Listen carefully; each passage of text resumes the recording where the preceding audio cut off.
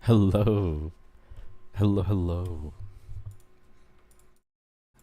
Welcome in, welcome in.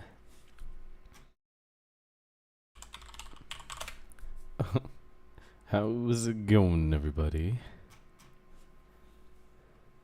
I love the swing. I really like this swing. I was enjoying it. It's already over.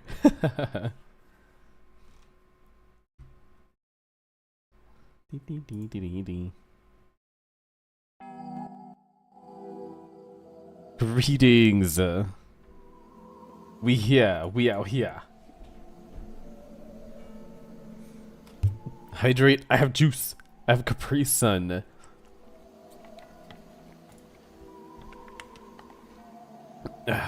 Delicious.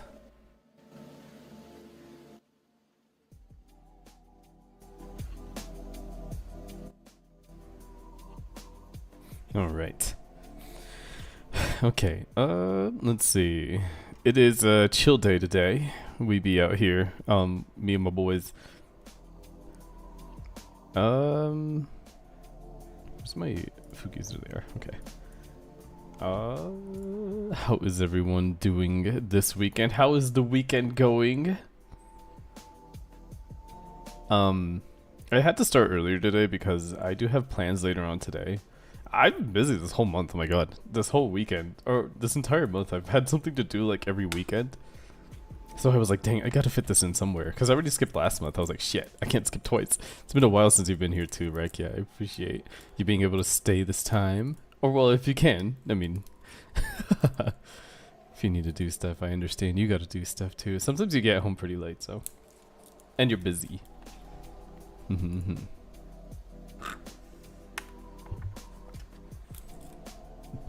But yes, it is October. I didn't really know what to do for this one because I was like, yeah, I mean, I'd like to talk about a Halloween, but even honestly, like, I don't really have much to say about it. And it'd be fun to make like a plan to like do spooky stories and stuff, but I feel like that's next time when I can plan out better. I just haven't been able to sit down and think. So I was like, fuck it. We'll just, you know, we'll chill. Be dudes, talk about games, and just hang out, being cash as fuck. Ugh. But yeah, pretty stoked about it. Hey, man, I gotta fit the scene. Reina gave me this cat thing. I wanted to see if it worked. I didn't get to put it in here. Your brother's watching Avatar? Oh, no worry, no worry. Let me see. I want to see if this thing works the way it does. I think she said it's both a model and something else. Let me see. Where is it? But how is the weekend? How's it going? Gentlemen, I have hopped into the VC. You guys can hop in whenever. Don't really have any don't really have anything. You forgot to give arms? Who is she? How dare? Let me see. Where's the models? YouTube Studio.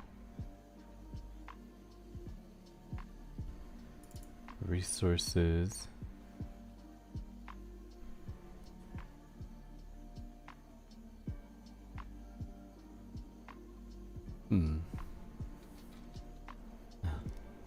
Oh, hello. Hello. And hello. there are two of you. Oh. Wait, it could be Rada's model for Halloween. It's black and red and everything. That would be scary. Spoopy. Spoopy. Raina does scare me sometimes. Fear. Just sometimes? Have you seen how violent she gets? Mm. Have you seen how small she is? Yeah. Small things come in dangerous things come in small packages. Oh my god, we came in here and started flaming. Chihuahuas. Like chihuahuas. Small and dangerous. Oh my god. I like the entrance of, wow, we're just gonna flame rain. Well, I thought we were going to talk about things that scare us. True, true. It all comes from a place with love. Okay. Married a I small would woman. not. I would not joke about somebody if I did not like them. Oh my god, don't fuck with him. Honestly, right? Yeah, little, wow. I gotta watch my phrasing. Yeah, Shorter than 5'2". people shorter than 5'2" are aggressive as heck. That's what I've learned. Okay. Hold on. They could keep that in yours. What does that mean, girl? Killian, keep an eye on your shins. Oh, wow. Something your shins. Wow, you're really good at deciphering. Stabbing? I think it's supposed to be stabbing your shins. Stabbing shins? Hey, no stabbing. No violence. I'm removing my makeup. Oh. My favorite joke that my coworker always tells us is like, or after Halloween, he's like, "Dang, Halloween's over. Get that mask off." And he does it every fucking time I see him, and it pisses me off. I'm like, bro, fuck off. Yeah, My brother we used to love say that all the time. Little coworkers. workplace hazing is awesome. And apparently it meant attacking, not stabbing. Or it's switched to Chinese. Like he switched to Chinese. Wow. Chinese keyboard. Okay, now I'm just confused. Me too. Are you confusing I think us? that's meant to say like 1 sec. The heck? My key jar. It's my key jar.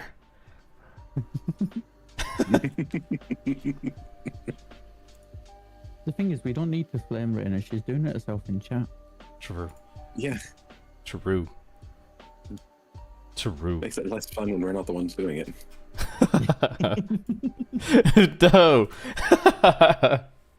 It's true though. It's not as fun. Oh shit. How you two doing? How you guys been? I've I'm been doing well. Well, it sounds like we need to hear from him first. Oh. I might have just spilled a pan of boiling water over my hand earlier. Oh. Oh God, cynic! No, shut up. No more. You're done. Your turn is over. Pass me the talking stick. Oh god, that sounds awful. What were you doing though? Boiling pasta. Oh my god. Either way, boiling water sucks. You gotta understand empathy pain. Oof. It's fine. It didn't hurt for long. Like when you like make like ramen or you're like eating something and then it spills on your head. God. I moved the pan from the cooker over to the sink, and as I'd done that, somehow the water splashed out of the pan. God. And it went on my hand, and then I tipped it by accident. It went on my foot. Oh. My foot's fine though. I got my sock off quick enough.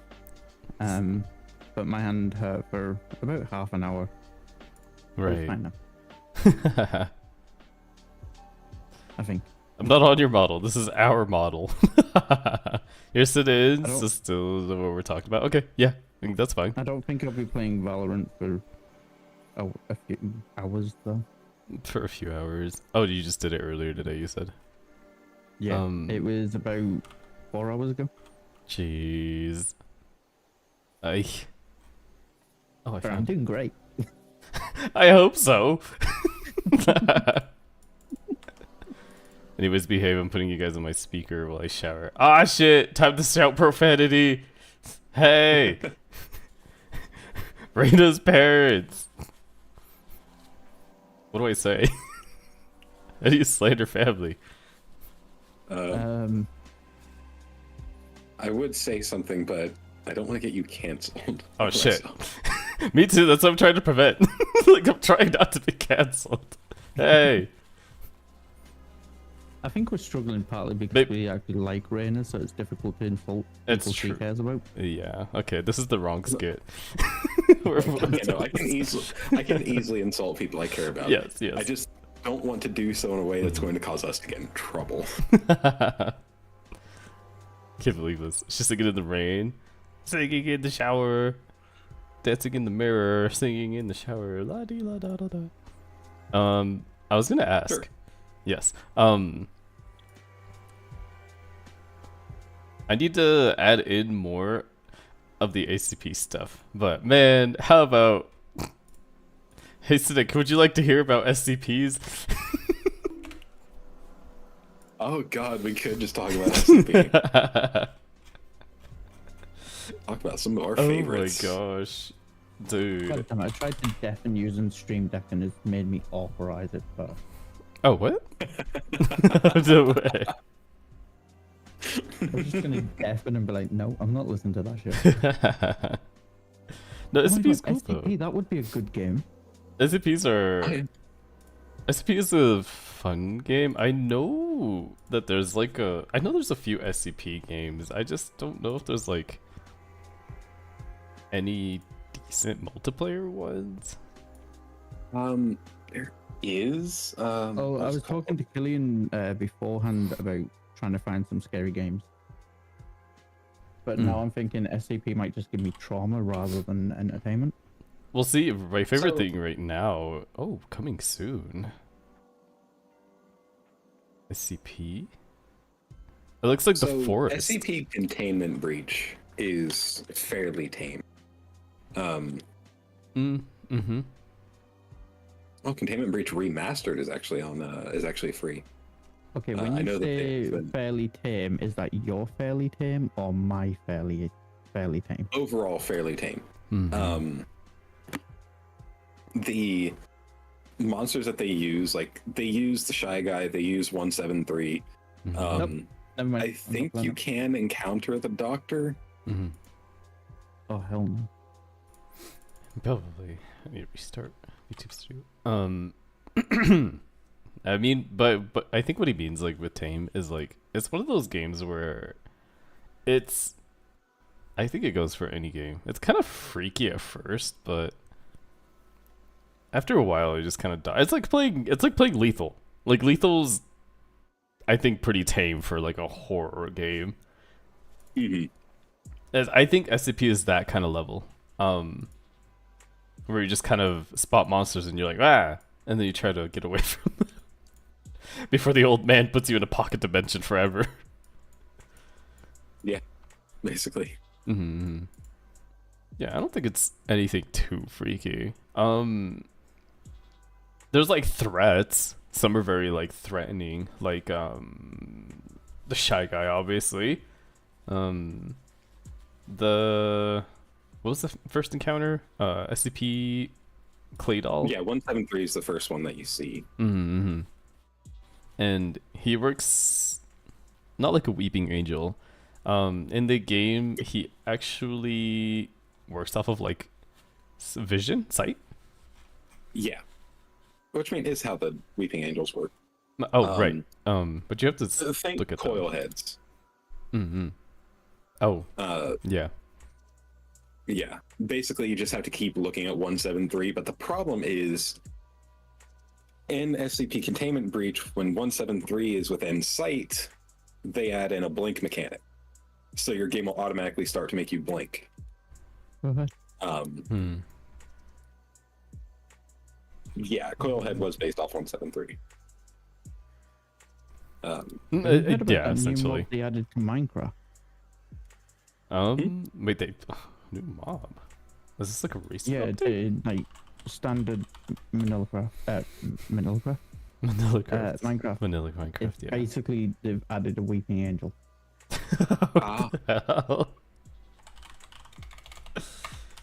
Interesting. What the? I need to see this. What? New items, structures, and update. Wow, they had a big update recently.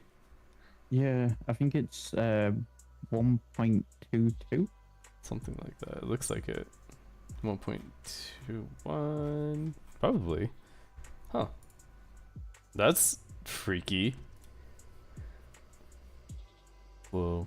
There's too much in here. I'm gonna look this up because I'm actually curious. I mean,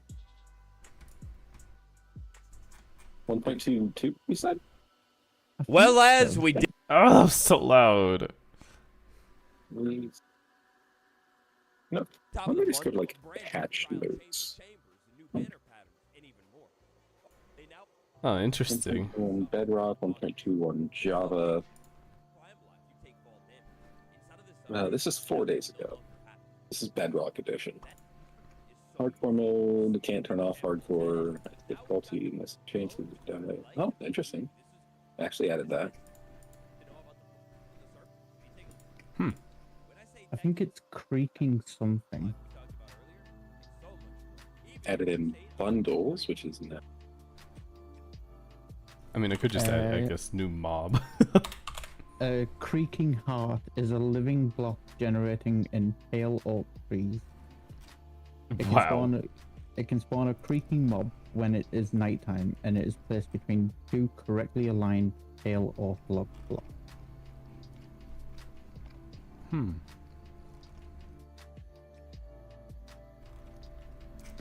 What is this?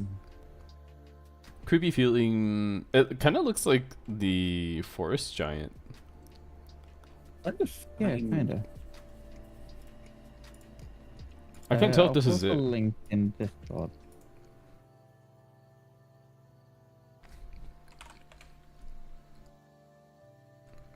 Oh. Um, Don't look at that.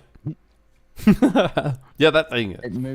It moves only when no players are looking at it. It cannot be damaged, and it can be killed only by destroying its respective creaking heart when naturally spawned. What the heck? Its heart is within one of the trees nearby it. Oh. So you basically have to find it. Find the heart, huh? That's kind of cool. Yeah, it's freaking terrifying. Huh. Interesting. And it looks like it's actually Bedrock Edition 1.2.1.5. Bedrock edition, huh?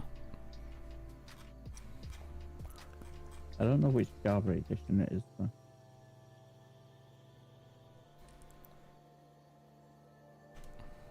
Let's see.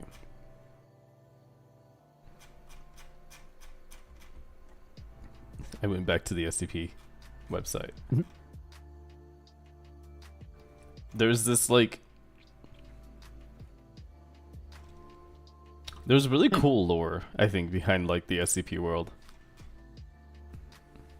Oh god, yeah. There's a also lot. There's also like this series of this YouTube series where it's one of like those history ones, kind of.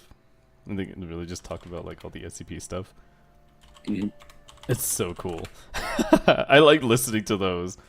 SCP Explained, that's the name of the channel. Oh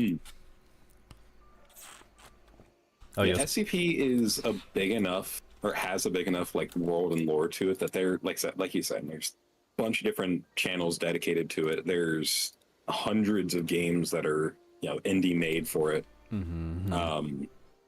There's, I think somebody was making a TV show. I don't know how it went through. But there's just a lot that goes into it. Oh my god, I totally forgot about that. The SCP TV show, hold on. Was it? A TV show? I think they wanted to start a series. And I think it was like in its production stage, or I don't know.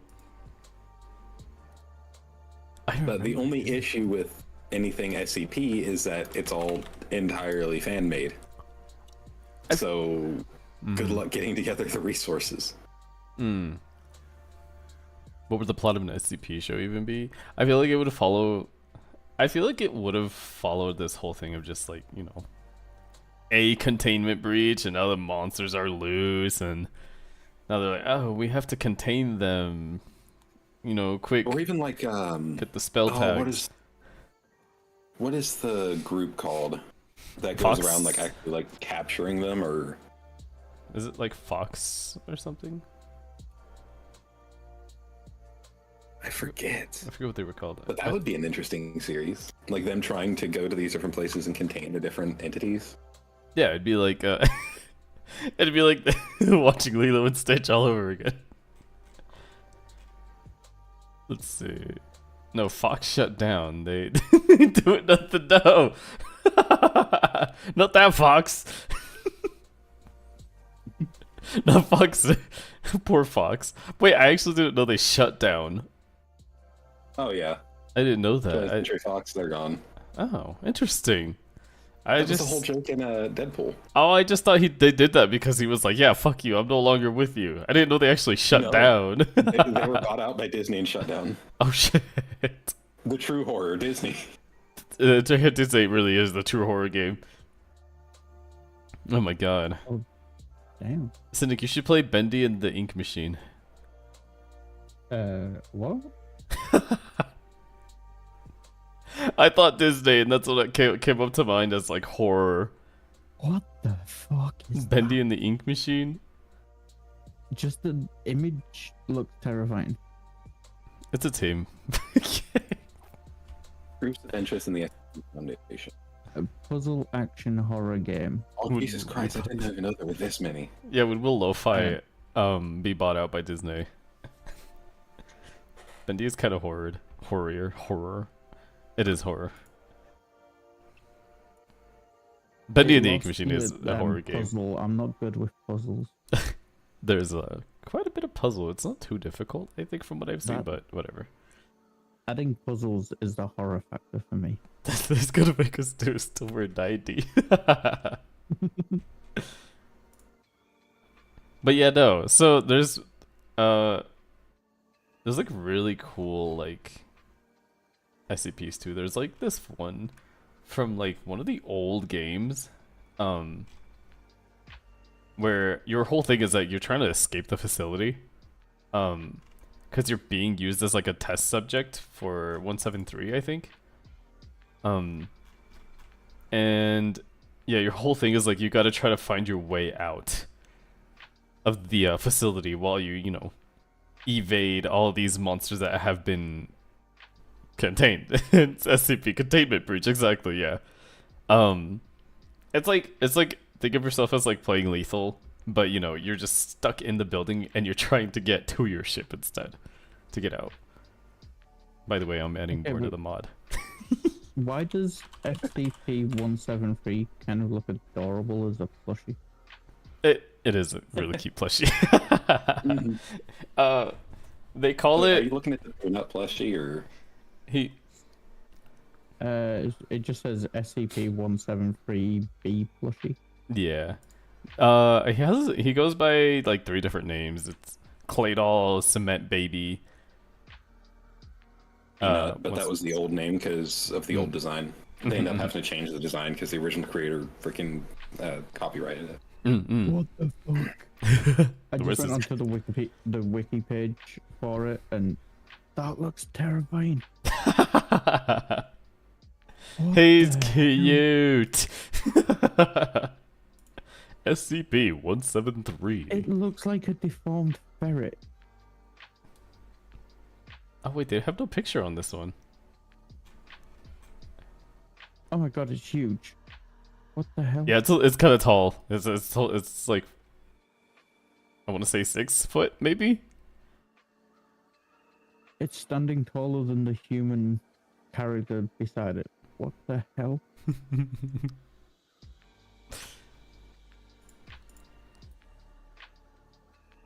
trying to remember. I wonder if the creator of this sought therapy. Because to create that, they clearly freaking need it. Oh, wait, you this guys is something like I didn't even SCP, know about. You need therapy. There's something I didn't even know about. There's apparently something called the Three Moons Initiative, which is an extra-dimensional human military organization within SCP. Within the SCP? Yeah. Based in SCP 2922C. Whoa. Yeah, apparently a multi-dimensional military force. What the heck? Gee, good lord. SCP. Yeah, that sounds about right. There's a lot of them that just do some crazy shit. I shouldn't be surprised because the old man literally sends you into a fucking pocket dimension. Mm. And he literally toys with you. He's like, "Good luck getting out." And if you can't, you die. I forget what his SCP-106. That's him. Radical. I love that you can type in Radical Larry, and they're like, "Yeah, that's him." Yeah, that's him. Just what... Oh, and it's worth noting that there are 4 different classifications of SCPs. Oh yeah, there are. Let me show people the window I'm looking at.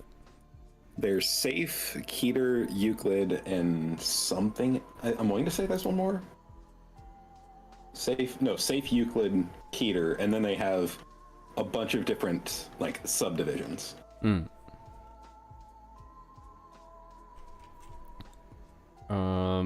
You know, it'd be easier if we actually, you know what? Why don't we look at an introductory for it? Because I kind of want to show Cynic. That's good.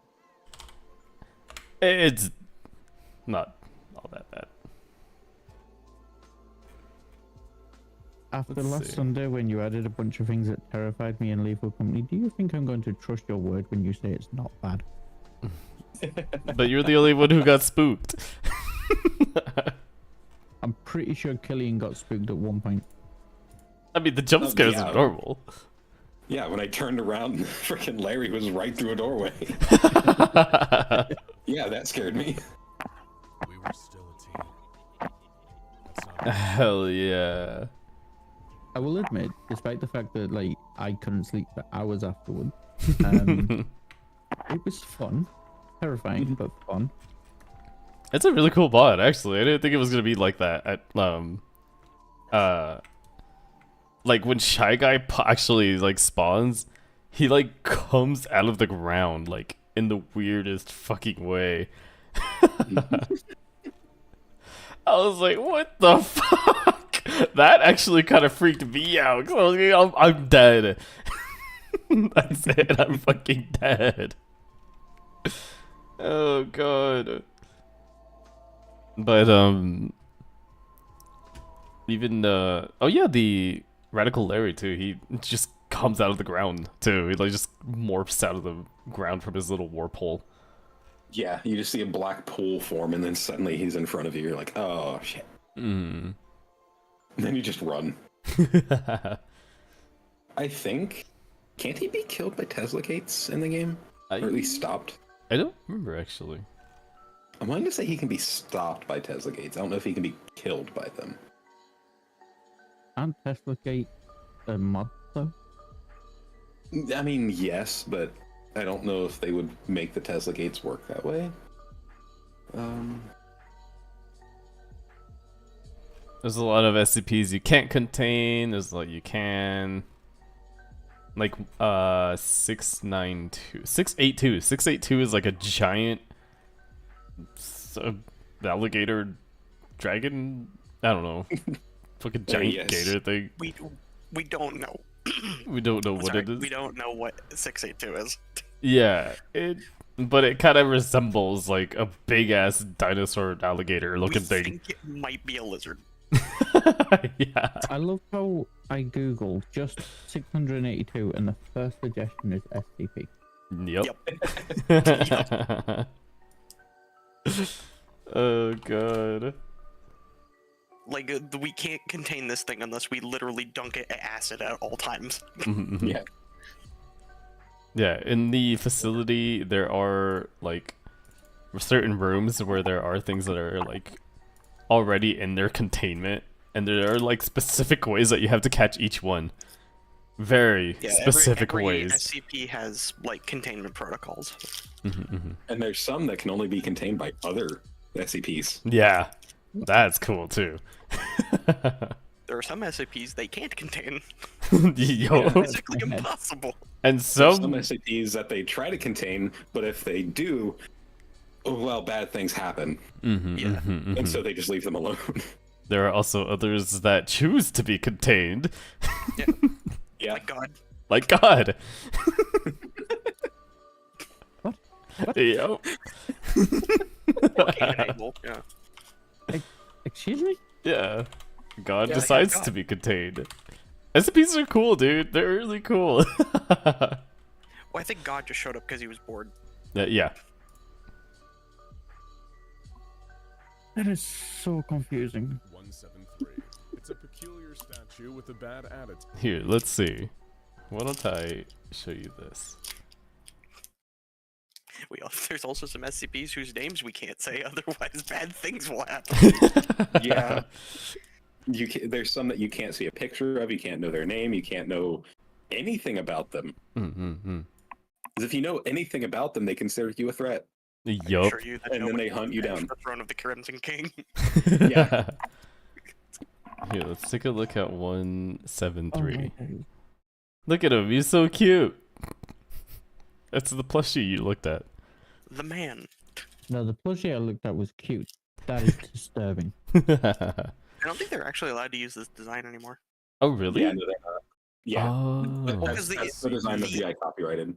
Yeah, the image itself was just something they pulled offline, or like from somewhere online, and then the image got copyrighted. Oh shit, what? 173. It's a peculiar statue with a Yeah, bad so they changed the way it attitude looks now. and penchant for There's a few strangulation different and like snapping designs that they're going necks, through though to only if nobody change has it. maintained unbroken Mhm. eye Mm. Yeah, I think there was like a Some know whole it as the contest where like they sculpture, pulled a bunch some of know it people as from the patina, community some to try know and it as redesign it. probably the most Yeah, redesign Mm. collab hub. considering it's the Oh. one that got this whole There's crazy there's a affair bunch of started. different versions But of it. today we're here to ask an I didn't know that. All of them do any of us really know equally it at as all? terrifying as the After all, next. its original file is None of them will hardly be as cute as Peanut. comprehensive. No, Peanut. SCPs out there, despite its popularity.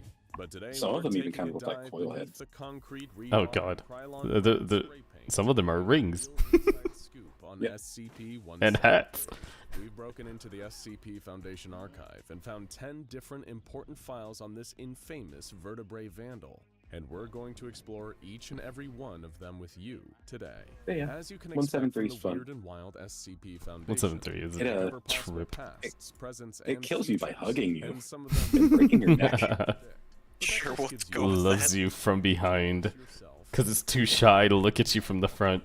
that the real truth is somewhere in between. So make sure you pay attention to every detail throughout. So let's get the show on the road. See, Siddiq, if you watch these, then you'll survive all the SCPs in Lethal Company. Finally getting the complete story. We should get a And, list of all the course, SCPs that are in there so we can watch videos on them. Document 1. I think 173 is in there. It's replaced by the coil heads. The sinister sculpture itself. Crunch gives us an insight into the private thoughts of this otherwise pretty uncommunicative monster and reveals a great deal about its relationship with its favorite activity, snapping the necks of anyone who dares look away from it. In Crunch, SCP-173 speaks in very basic, Is that broken not the Rorschach-esque Bracken? English, saying things like,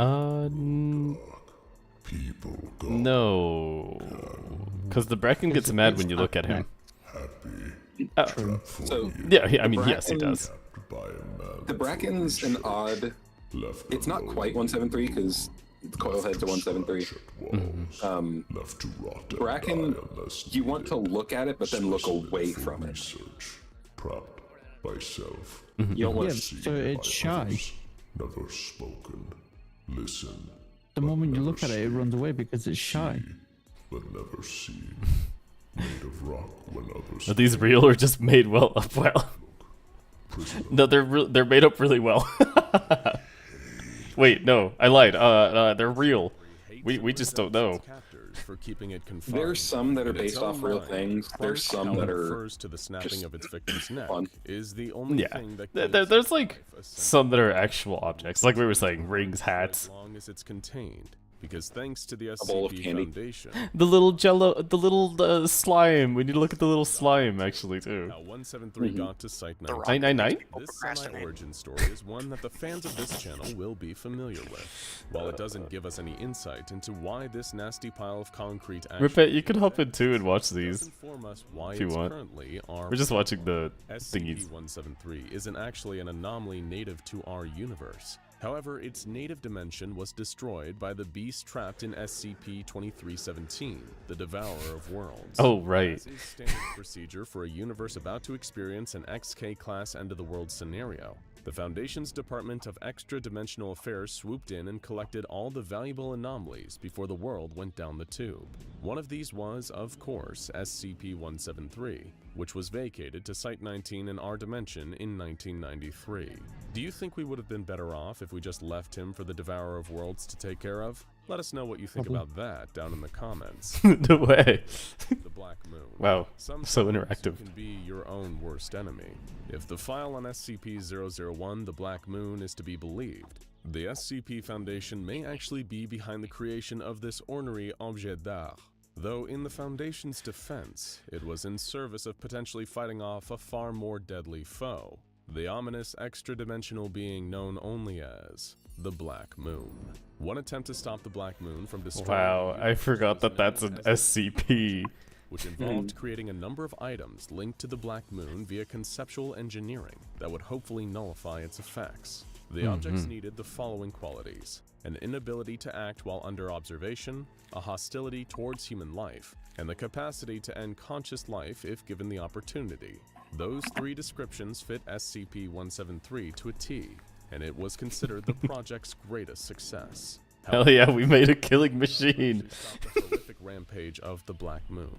The researcher managing the case, Dr. Moto, was so ashamed by the failure that he willingly entered SCP-173's containment chamber and got his neck snapped in the process. Document 4. What? Conclusion. Yeah, you need test subjects. 63 incident. This document finds its origins in the video analysis of a Foundation researcher with an incredibly powerful name, Dr. Delano Smasher.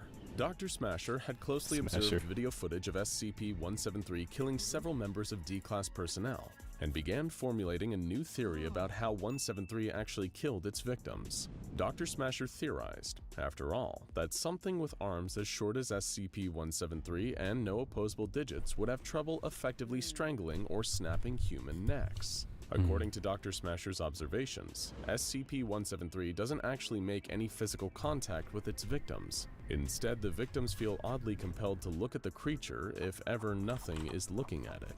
Their eyes will snap open, and their heads will twist at any angle they need to in order to look at the creature in the eyes. It's the sheer force of this sudden change that often leads to snapping necks and bruised faces for the victims, not the sculpture itself physically causing the damage. If Dr. Smasher is to be believed, the sculpture is deadly purely because it simply demands to be looked at by somebody at all times. Document 5. Anniversary. This brings us nicely to our next document, Anniversary, positing a different theory for the mysterious creation of SCP-173. This comes from the perspective of said possible creator, an anomalous entity that we call the Artist. Much like the unfortunate Dr. Moto, the Artist, an intelligent being that can seemingly become invisible and intangible at will, considered SCP-173 to be its finest creation. It viewed SCP-173 as a perfect representation of humanity. It does nothing but bleed and defecate, and if anyone refuses to pay attention to it, it kills them. It was a perfect symbol of the Artist's contempt for humanity. That is the perfect human being. He snuck into Site-19 to visit SCP-173 on the anniversary of its creation, and found the Foundation's lack of appreciation for this fine creation. As an act of revenge for keeping his creation locked up and out of sight for so long, he gave the sculpture permission just once to kill someone who looked away, even if others were still looking at it. For SCP-173, this would be considered a wonderful little treat. Document 6. Her Masterpiece. This next document, known as Her Masterpiece, suggests that SCP-173 was created by a very different kind of artist. While this potential creator of SCP-173 was somehow able to produce an anomaly, She was not anomalous So herself, did it just wink? motivated by rage and revenge. She'd been pregnant in the past, but lost the baby due to the actions of a man whom she considered her greatest enemy. She vowed to make art from his demise. The woman murdered her enemy with a baseball bat before using concrete and rebar to build SCP-173 around him, almost as a way to mock her fallen foe. However, like something out of a horror movie, this act of murderous creation somehow imbued SCP-173 with life. When this spiteful artist had eventually finished the creation and started to walk away, it claimed her as its first victim. The last thing she remembered hearing was the sound of concrete scraping against the ground, and then a nasty crunch before everything went dark. That's right. Document 7. That's the sound he makes when he's near you. One tragedy to another. The document regarding the statue shows the researcher Marcus Silburn from idealistic young employee to full-on mental breakdown after trying and failing to gain control of SCP-173. He entered the SCP-173 project with bright eyes and big ideas about how to contain the sculpture, suggesting that the human element be removed entirely in order to reduce risk to Foundation personnel. He proposed ideas like introducing a sprinkler and drainage system to the chamber and using a sentient AI and remote viewing technology to keep SCP-173 immobilized. However, he was then enlightened to some frustrating and frightening facts about SCP-173.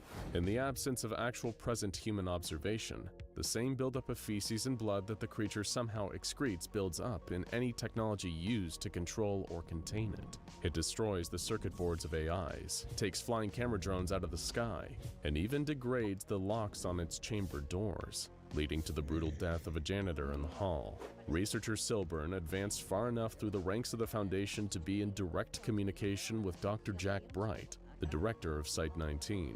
After his final attempt at containing the creature without direct human observation resulted in a containment breach and the death of 12 people, Silburn was moved off the SCP-173 case after breaking down and begging for permission to terminate the anomaly. Permission was denied. Dr. Bright closed the document with a note to a member of the O5 Council reading, "It can be surmised that our conclusion was correct. The object, for whatever reason, desires or requires human attention and will not be denied it." Document 8. A Chance at Freedom.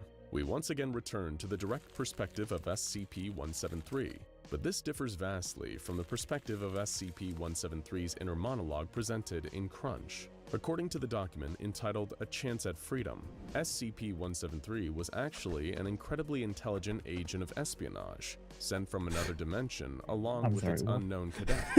That is heavily implied to be SCP-096. This piece details a containment breach from SCP-173's perspective, as it is shown looking down on humanity and its primitive technology.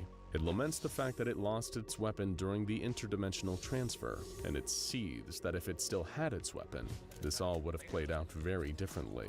Despite conceding the fact that it underestimated the humans, which was the main reason it ended up in containment, it spends the majority of the document touting its own superiority, until one of the SCP-131, the iBots, turned up and froze it in place. The degree to which SCP-173 hates the iBots cannot be overstated.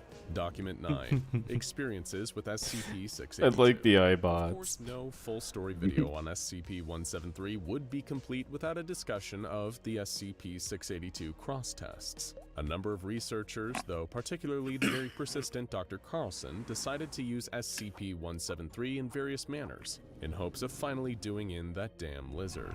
In their first engagement, 682 seemed rightfully frightened of 173, and when a sniper shot its eyes out, 173 immediately snapped its neck. Of course, it grew back a series of sniper-proof eyes not long after. Someone next suggested SCP-173 being sent in with a picture of 096 taped to its chest, though this was rejected as being ridiculous and incredibly dangerous idea to everyone. Thank you, Dr. Bright. The researchers then went after SCP-682 with high-precision blades, cutting it to pieces, each of which became autonomously dangerous enemies. SCP-173 then began to murder each of those blobs of the mutated tissue, until it stopped when a D-Class was sent in to stare at it, while the rest of 682 regenerated. SCP-173 was transported back to its cell, but there was a brief power outage during transit, leading 173 to kill a number of the staff transporting it. This test was still considered a step in the right direction. After 682 was once again shrunk by a different anomaly, SCP-173 was released into its chamber. At first, it appeared that 173 had actually killed 682, but a week later it returned, having reconstituted itself from matter that had been splattered on 173 after it had been brutalized, making this test, once again, a failure. Dr. Carlson requested the resources to conduct one more cross-test, but this request was denied. A member of the O5 Council affixed a request simply saying, "Stop it, Carlson, please. Stop it, Carlson. Get some help. Stop it, Carlson." Document 10. Revised entry. Oh, Just stop it, right. Carlson.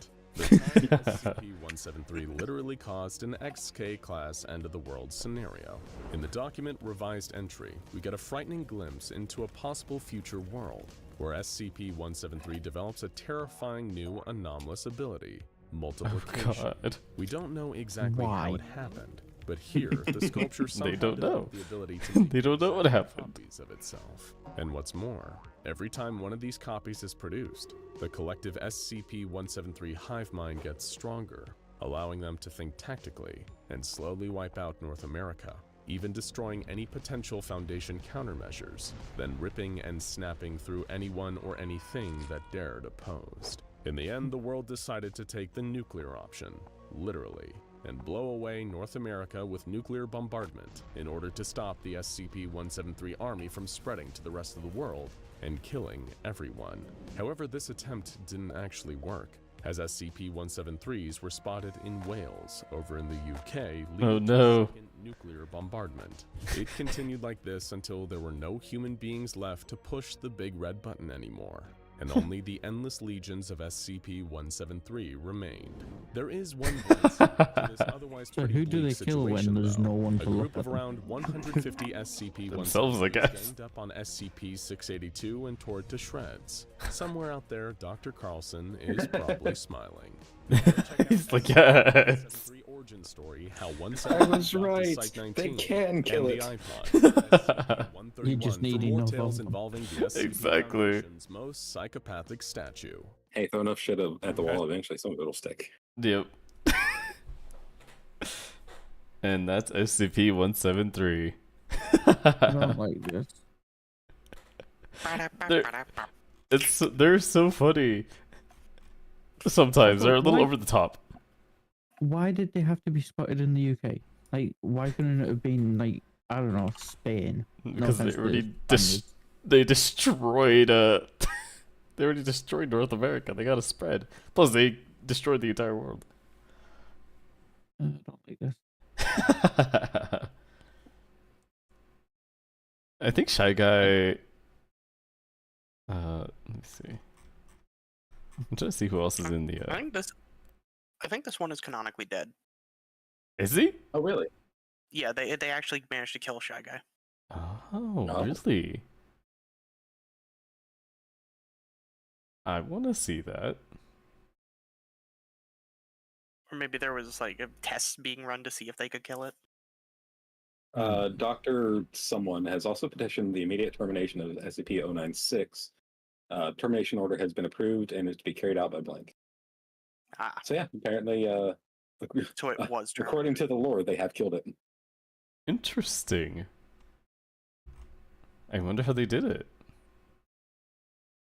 I wonder if one of these. Then maybe that thing that we just witnessed killed it. This? No. I wonder who did it. I don't think it has any like special defenses or anything. No, it's just incredibly strong and vast. Mm-hmm. Doom killed it. It was Doom.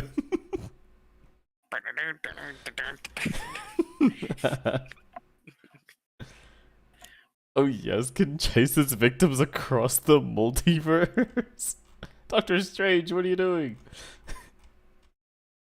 I guess we'll just watch the older ones. When an anomaly is first detected by I think the other ones are like different variations of the it. Foundation's mobile task forces to tag Can't tell. and bag the impossible entities before they can do any more harm. Sometimes these retrievals are uneventful, other times not so much. That's Especially not a when they're deer. dealing with evil forces of nature, like SCP-096. Also known as the Shy Guy, a creature The Shy that, Guy. from the very first interaction with the Foundation, had a reputation for being dangerous and needed to be feared. A series of vague sightings and mysterious disappearances up in the frosty mountains of the Yukon first sparked the Foundation's interest. When they were certain that they had an anomaly on their hands, 2 retrieval teams, Zulu you telling me 9A that and this Zulu is the 9B, Yeti? were dispatched to secure and contain the entity. It's not Zulu Is this the 9A took the Yeti? lead in a heavy-duty chopper, No. equipped with 50 caliber GAU-19 heavy machine guns. More like a carrying an Wendigo. 18-4 anti-tank launcher. Yeah. They were prepared for anything, or so they thought, as they established a visual on SCP-096 while 2 clicks away from the target. They couldn't get a clear line of sight on the creature, but it appeared to be stationary, docile, and was making no attempt to flee. Piece of cake, right? Little did they know that SCP-096 was just Just looking sitting on away a pile from of them, snow in the Yukon. racing towards them. It's just like Be me a for real, whole for real. different horror. Zulu 9A were about to find out. The team landed their helicopter next to the creature and were shocked to see that it was completely naked, in spite of the sub-zero temperatures all around them. The creature was unnaturally thin, as though it had been starved for weeks, with bone-white skin and unnaturally long limbs. The team guessed that the creature's arms must have been at least 1.5 meters long, but its docile nature and insubstantial body mass gave the impression that it wouldn't prove too difficult to contain. That is, until they saw its face. Zulu 9A's captain was the lone survivor of the incident, as he was lucky enough to be looking away when the creature turned towards his team. The rest of the squad ended up staring Blah, eye blah, to blah, eye blah. with SCP-096, and from that moment on, wasn't docile anymore. The creature began to whimper, then cry, then sob uncontrollably in a Oh, way no. that sounded eerily human. This sudden change in temperament startled the rest of Zulu 9A, and they opened fire on the creature. Under the hail of gunfire, SCP-096 entered a murderous frenzy and began tearing into the hapless squad of soldiers. While its flesh and organs did seem to take damage as a result of the barrage of 50 caliber rounds from the helicopter-mounted machine guns, its skeletal structure remained intact, and it continued its onslaught, tearing the team limb from limb, even after they'd blown practically all the flesh from the creature. The AT-4 anti-tank launcher proved equally ineffective at it stopping apparently eats everything. SCP-096 while it was in attack. It kills. And it was only after slaughtering the entire team that it returned to its docile state. Nobody knows exactly what the creature did to Zulu 9A after the gunfire started, but no trace of the team was left behind. Zulu 9B touched down soon after, and with a grave warning from the captain not to look at the creature's face, No more they were Zulu. finally able to see. No more. A bag was placed over SCP-096's face, which seemed to soothe it enough to move it to a nearby Foundation facility. Little did they know, they just obtained one of the deadliest SCPs of all time. And while it may have been under lock and key for now, it seemed inevitable that it would get out and cause more violence and chaos. God, I would have hated Research to and have to be containment the guy who procedures had to for put the the bag on that thing's head. SCP-096 were put under the Oh god, dude. senior researcher at the site. I can't It's his imagine job to that. find out exactly what this being was capable of. Alright, Johnson, it's your turn. Test Hang up the gator. You gotta handle this thing. Yeah, look, you drew the straw, the long straw, all right? Disposable Kid, no. exactly what it was that caused the creature to That's enter not its how the attack game mode. works. Don't Just as it don't had during the argue with me. initial Go retrieval, change the thing. SCP-096 went berserk when any of the attending personnel saw its face. In this stage, it would enter a period of considerable and unstoppable distress for 1 to 2 minutes, covering its face and wailing loudly. When the period of distress No ended, life the worse than creature being would a D-class mercilessly personnel. slaughter every D-class that had seen its face, and just like with Zulu 9A, no trace of their bodies would be left behind. Dr. Den was horrified and intrigued by this phenomenon. The creature killed anyone that saw its face directly, but could the same be said for indirect depictions of the creature's face? Wait, Such I as thought he just images tore you limb from them. He eats Dr. you? Dan was desperate to find out. More D-class I personnel assume he were brought does. in to test It this. leaves Oh, nothing right, behind. yeah. Results. Right. Dr. Dan found that the creature did So he indeed eats you still or it enter does attack mode something when people saw to you. pictures and Yeah. SCP-096. So it Disappear. doesn't have any sort of Creature seemed like to have an innate abilities sense or of anything when though, so it and likely who just these eats you. representations, Right, yeah. even It when doesn't should have a had big no mouth. conceivable way of knowing. It didn't matter how far away or how many barriers were in place between the viewer and the creature. The attack mode would still Yeah, they activate. took a photo of it, And once it did, like morons. it seemed as though nothing could stop the creature from hunting down the one who saw its face. With all this new data, special containment photo procedures pisses were it off devised to even keep more. the creature safely under lock and key. Its cell was a 5 meter by 5 meter by 5 meter airtight steel cube, fitted with advanced pressure sensors and laser detectors to ensure that SCP-096 remained in its cell without risking anyone having visual contact with the creature's face. All cameras and video equipment were strictly forbidden, and weekly checks for any cracks or holes in the containment cell were mandatory. Of course, none of this would stop the creature if anyone somehow saw its face. In order to solve that little problem, Dr. Dan would need to continue his research. To find a method of subverting the creature's deadly glance, they needed to know exactly what they were dealing with. But how could they, when even a glance at a photo or video of the being meant certain death? A potential solution was proposed, creating an artistic representation of the creature's face, something that hadn't yet been attempted. But how would they achieve such a feat? Simple. They'd procure a D-class prisoner with some artistic talent, and they found one who had been a tattoo artist before becoming a Foundation guinea pig. Dr. Dan formulated an ingenious plan for keeping this D-class alive for long enough to accurately draw an image of SCP-096's face. He would be placed in a bathysphere diving bell several kilometers underwater and tens of kilometers away from the containment cell where the SCP was being held. The D-class was made to look at a photograph of the creature's face and then replicate that image in a pencil sketch. Dr. Dan first confirmed that the creature's attack mode is only activated by the creature's face, by having the D-class look at a series of photos of the SCP's body parts, one by one, finally finishing with its face. The D-class began drawing and even remarked on how creepy the SCP's facial features were, despite not knowing the deadly context. Oh no, they lied to him. Back in its containment cell, SCP-096 sensed someone viewing its face and entered its inconsolable crying state, followed by its attack mode.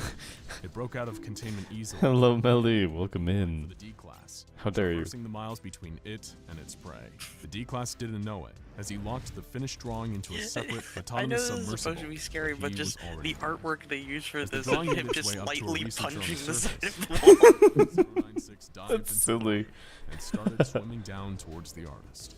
Minutes later, the bathysphere was breached, and the D-class was torn to shreds. Oh my god. SCP-096 was He died. Surface Recovery Team Foxtrot 303A. He died. And further testing on the drawing showed that artistic representations of SCP-096 The scary video. We're looking at SCP In videos. this experience, we now know that the creature has a gaunt face with totally white eyes, possibly indicating blindness and a grossly extended jaw.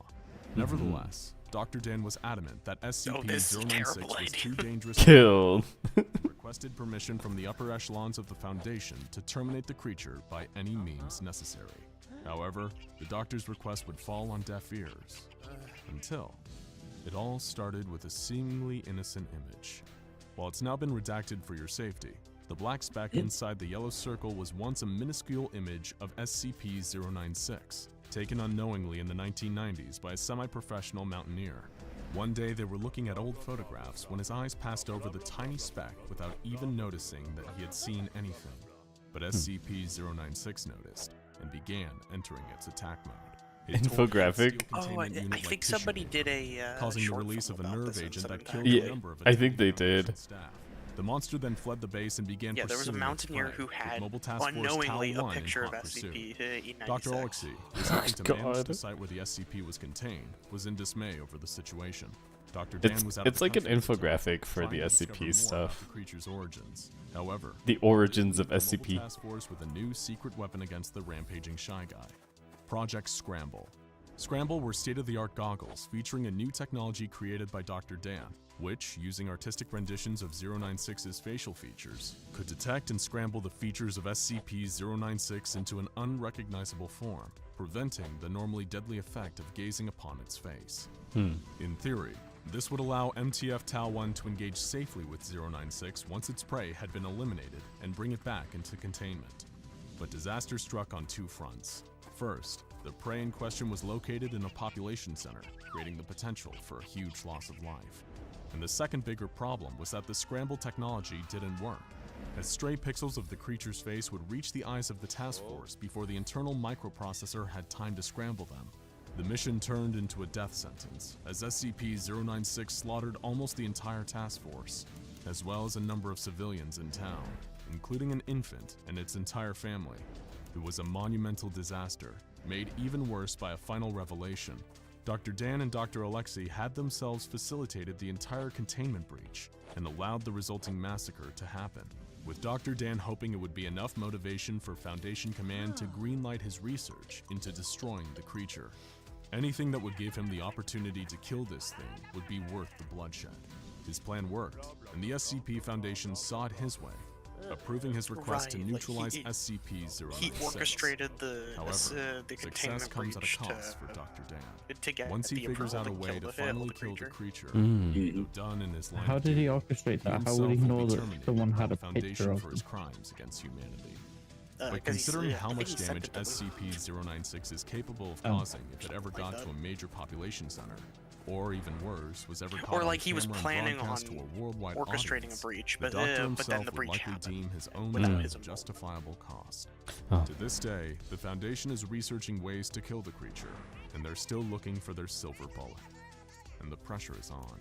They hadn't known about the seemingly innocent picture that sparked the last containment breach, the one taken decades ago, in which the Shy Guy had only occupied 4 tiny pixels. 4 tiny pixels that resulted in multiple innocent lives lost.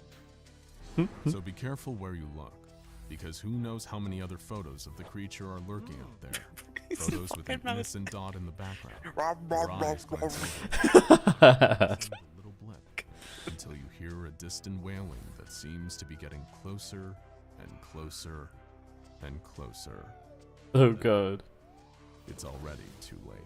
It's Ogre. He dead. Well, yeah, because like that containment breach reveals the fact that like if they have to get rid of 96 because like if there are any other pictures out there that just happen to have this thing in it, It's over.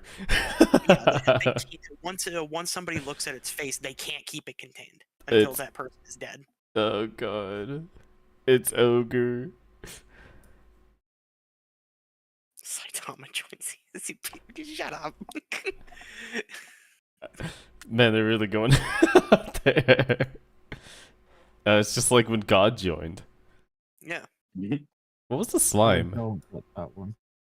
Yeah, SCP. This guy's really popular. Shy Guy's a really popular SCP, pretty well known amongst the population. What was the slime? 999? Little good slime? Yeah. I think it's 999. I thought it was. Oh, Yeah. I do remember Yes. one of the SCPs is IKEA. Excuse me? One of the SCPs is an IKEA. It is IKEA. Yeah, it's an IKEA. What is it? They like get trapped in there. People are like in an endless loop in there or something. Yeah, you walk into this IKEA and it's huge. It's a normal IKEA. So it's giant. But you start to lose track of time. And if you don't have somebody who has like, basically machinery to help them get out, you just can't find your way back out of the IKEA. Yeah, you're lost forever.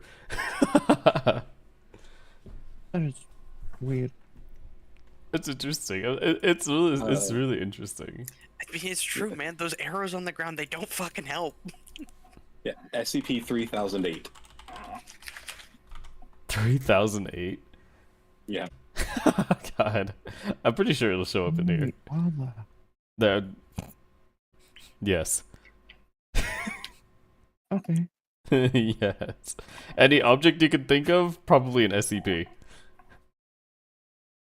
Like I said, there's a bowl of candy that is an SCP. Mhm. And there's a thing taped, not by anybody, but a note taped to the side of it that says take no more than 2. Okay. If you take a third, you die. I think you get poisoned. Mhm. But inevitably you die. Yes.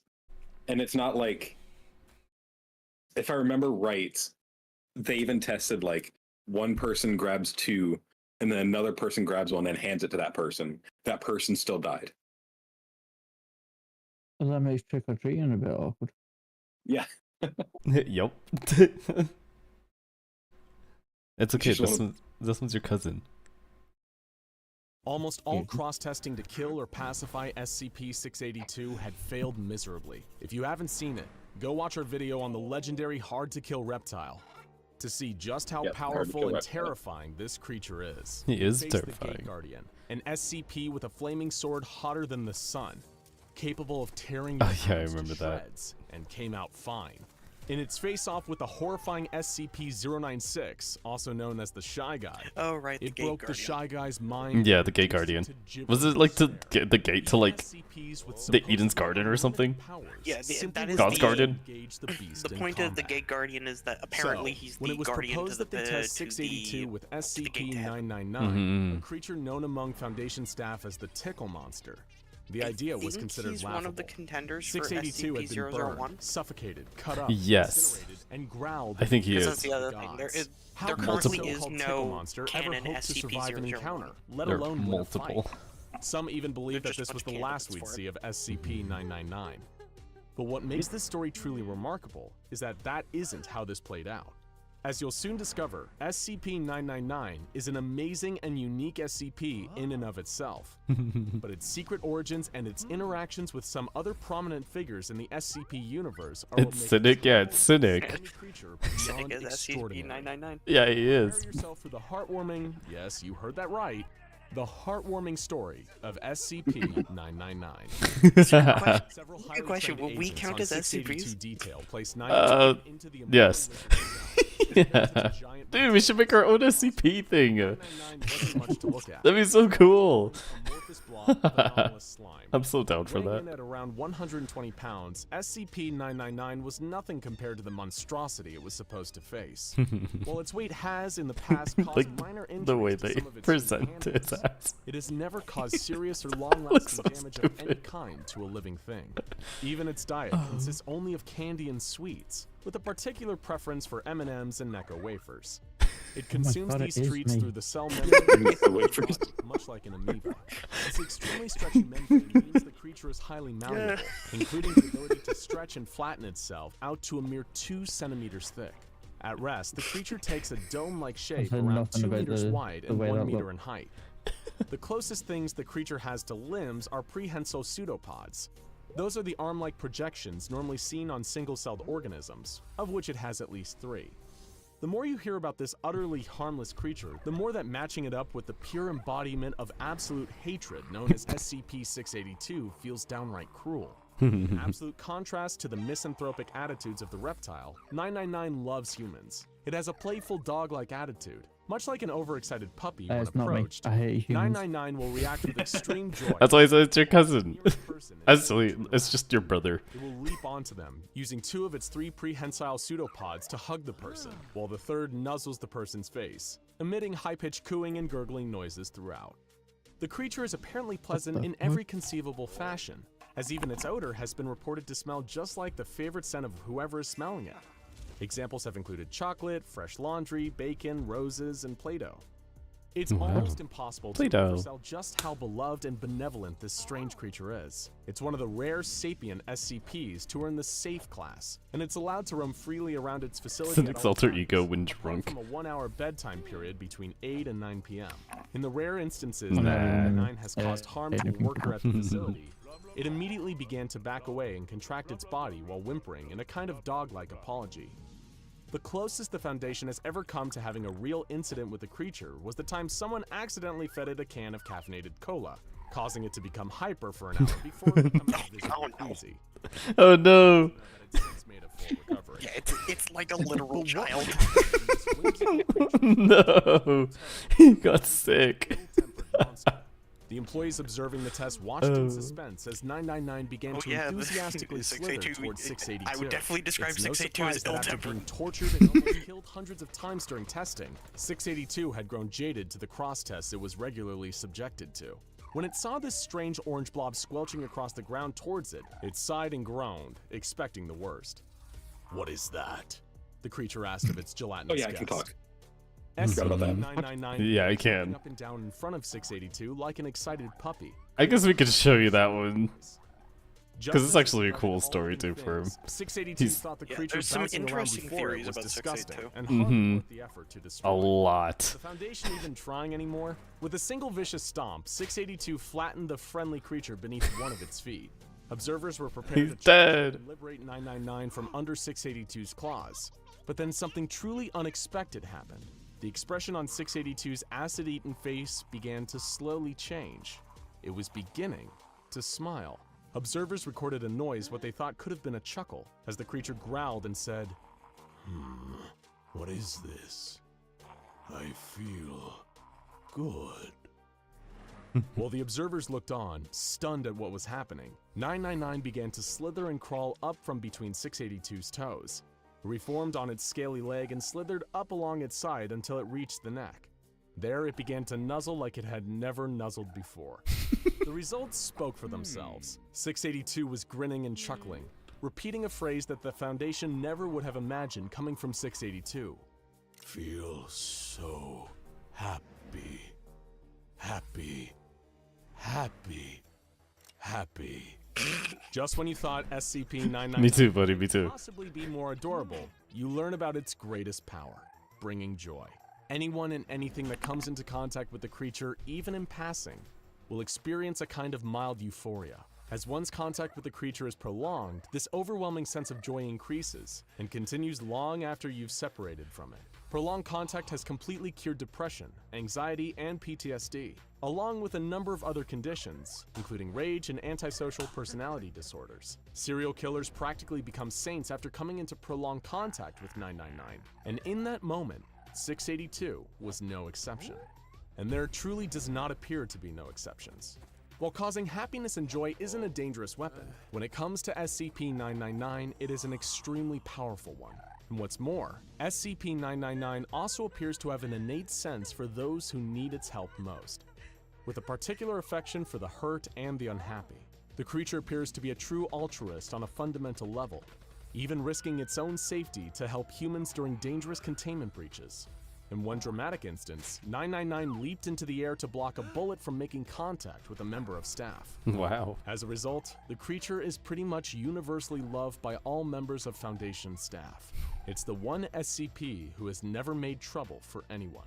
Back in SCP-682's containment cell, the beast was still smiling and laughing as 999 rubbed against its neck.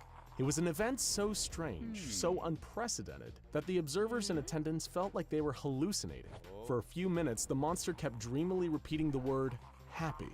But then, suddenly, the creature began to enter a fit of uncontrollable, booming laughter.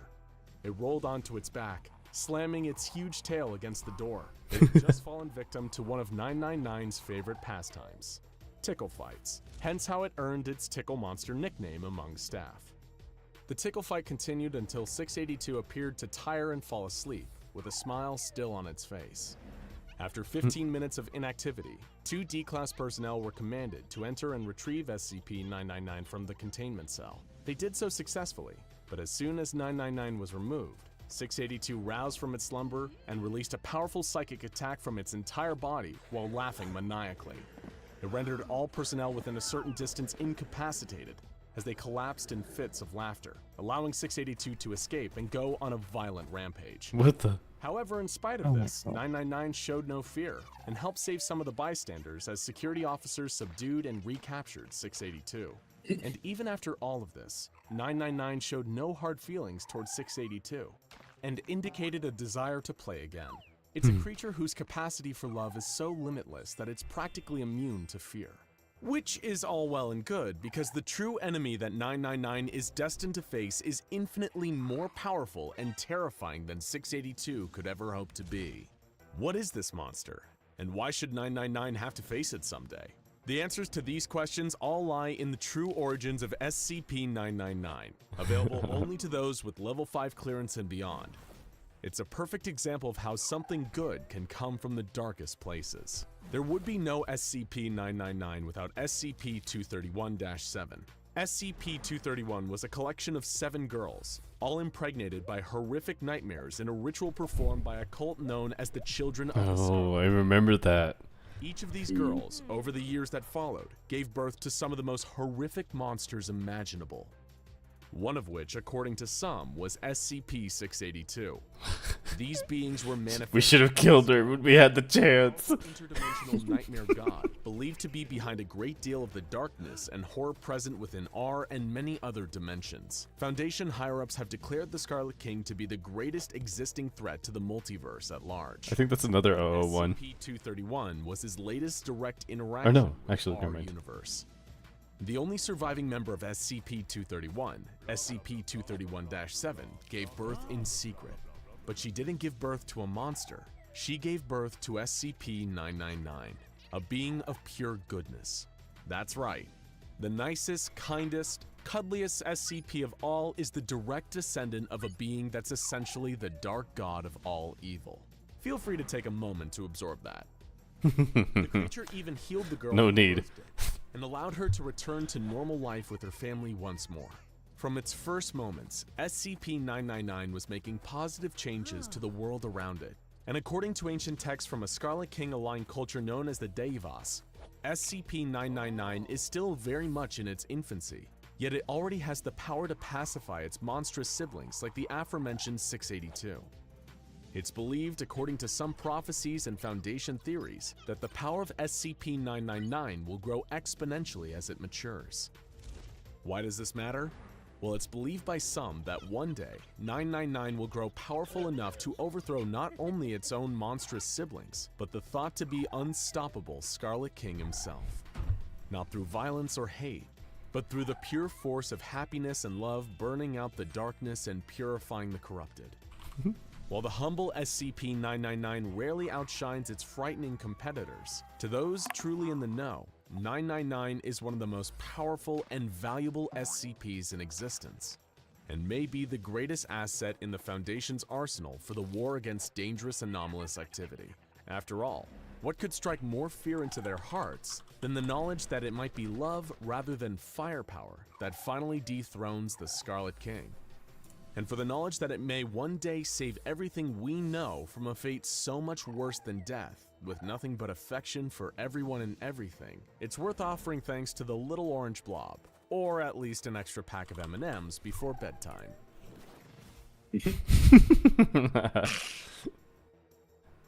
Yay, we love Cynic. Yay. 999 is fun. I'm glad that they added that into the mod. Mm. Oh my god, he's devouring the king. Oh, that's why it looked familiar. Yeah. Yeah, This it is was the a little slime. that was keeping me alive. Mm-hmm. He hugs Yeah. you. I hate it. Never heard of that one before? Really? I love 999. He's a friend. I loved seeing him in the game. He just kept killing it alive. The only reason he died is because someone snapped his neck. It was the plague doctor. Oh, right, yeah. Oh, right. Yes, our fault. You were so focused on the fucking slime that you didn't notice the plague doctor creeping up behind you. I had a bug on my face. True, he did. He couldn't hear. He gets a good pass. The rest of us were like, Slime's keeping him alive. The thing is, I didn't see the plague doctor until right as Killian died. Hey, there it is. Trapped in IKEA. Yeah. The esteemed Dr. So this is the plague doctor. This is the one that killed us. SCP-49. Yeah. Wee.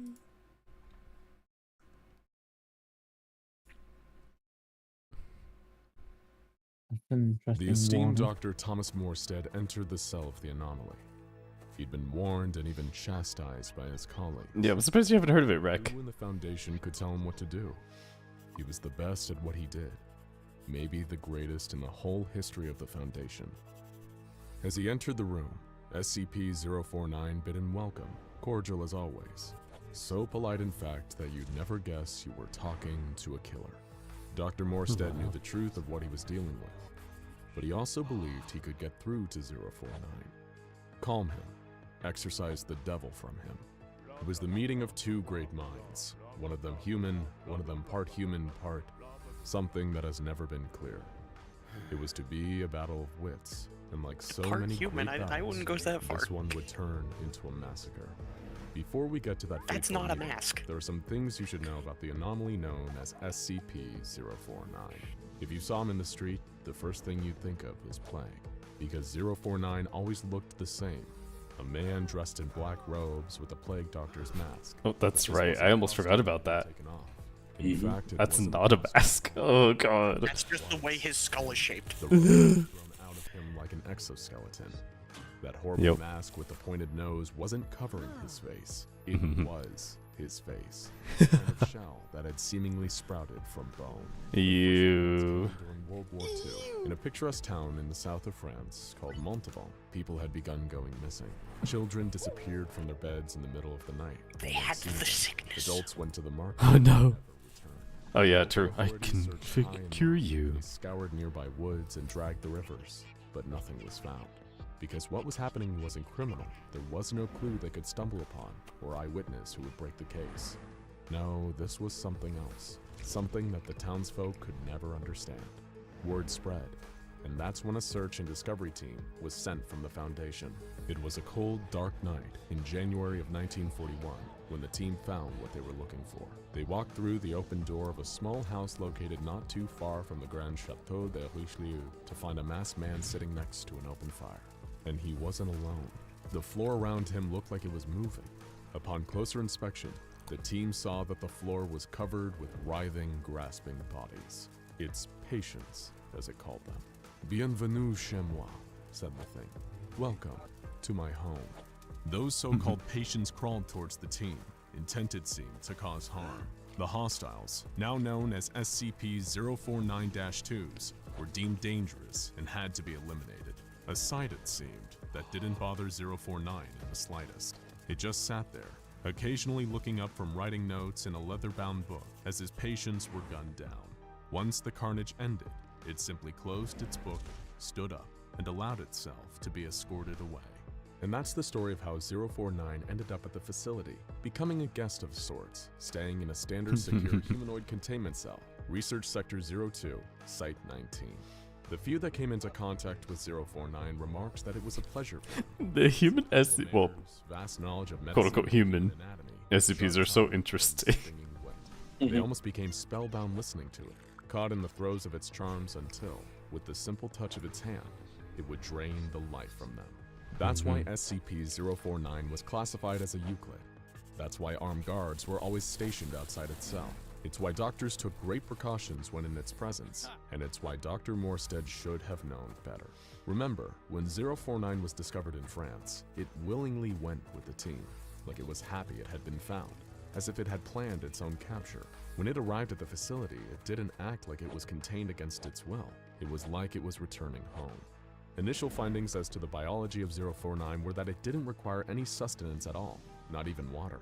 It seemed content to be left alone with its notebooks. It did not object when it was asked if it could share some of its notes and gladly handed over its journals. But upon examination, it was discovered that they were written in the language that no linguist or cryptologist has so far been able to translate. It's apparent that 049 derives much satisfaction from seeing so-called experts struggle over its text. Unable to read those notes, a long line of doctors visited 049 in its cell, each fascinated by what they beheld. It was learned that it has traveled the globe. It speaks many languages, but prefers to speak what it calls les langues de l'amour, French.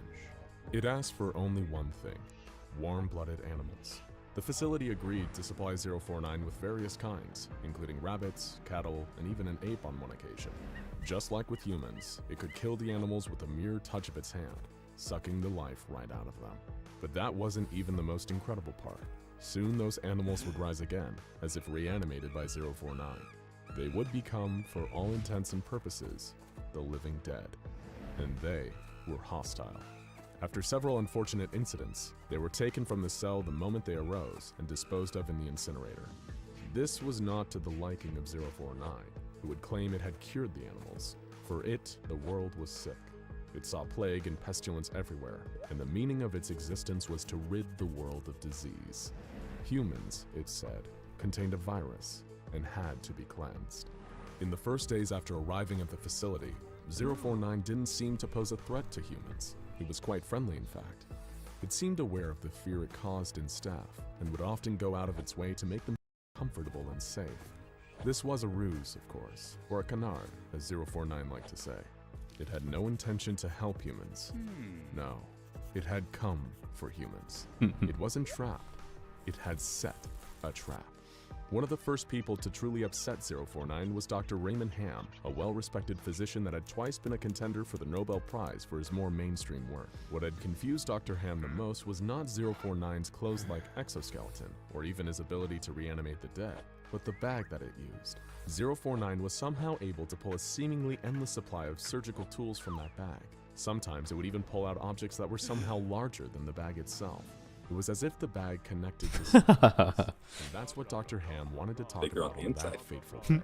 With 049 on one side of the cell and Dr. Humans Ham are toxic? Yeah. he asked, how is it that you He's can curing produce a great toxicity. quantity of tools from that bag?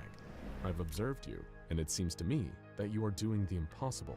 Dear doctor, replied 049, the scourge, the great dying, cannot be fought with a handful of toys. My bag is merely the product of my imagination. It gives me what I require.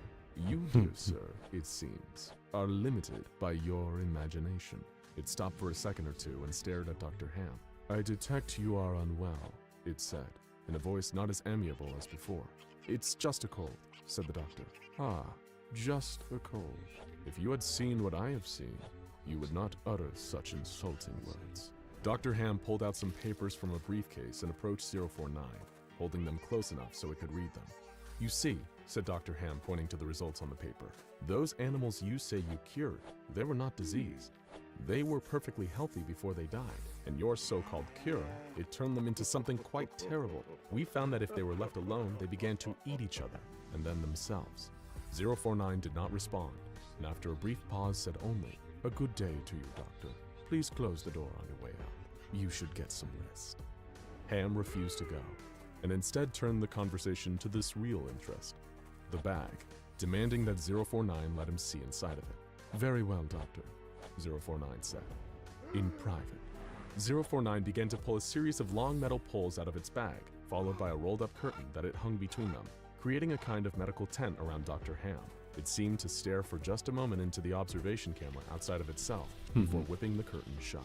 Dr. Ham was discovered 3 hours later, crawling around the floor of 049's cell, now another mindless undead. When he was retrieved by security, 049 didn't even look up from his notebook. Dr. Ham didn't get the incinerator treatment, but he did receive a fatal dose of drugs, a mercy. A removal team was sent to 049's cell, but it had said there was no need for special extraction techniques. It would go willingly, wherever they wanted to go. It was not, it said, an enemy of the people. The Hippocratic Oath forbids me to hurt a human being, it said while walking to the interrogation center. My only desire is to offer you my services and expertise. The floors and walls of the interrogation center room were painted a bright white. Even the table was white, which contrasted with 049, a mass of black sitting in the middle of the room. During the interrogation, it refused to admit or even accept that it had killed Dr. Ham. I cured him. I removed the pestilence from his body, it said. It was later asked if it regretted its actions, to which it replied, well, good sir, one always regrets the loss of a colleague for any reason, but I stand by my actions. The pestilence must be abated before it is too late.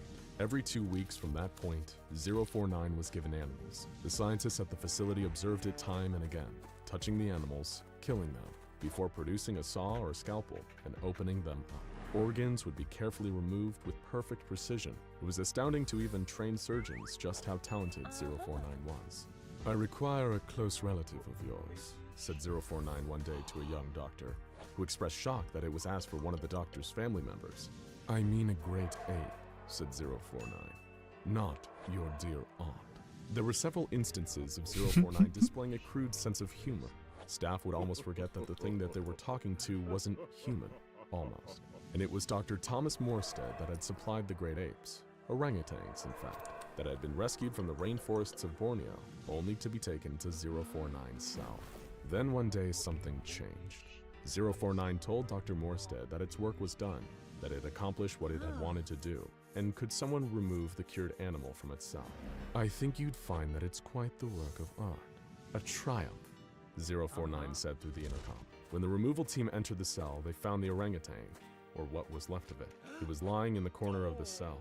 The top of its skull had been removed, leaving its brain exposed. On its face was the expression of relaxation, and from its mouth it issued very soft squeaks, like that of an infant.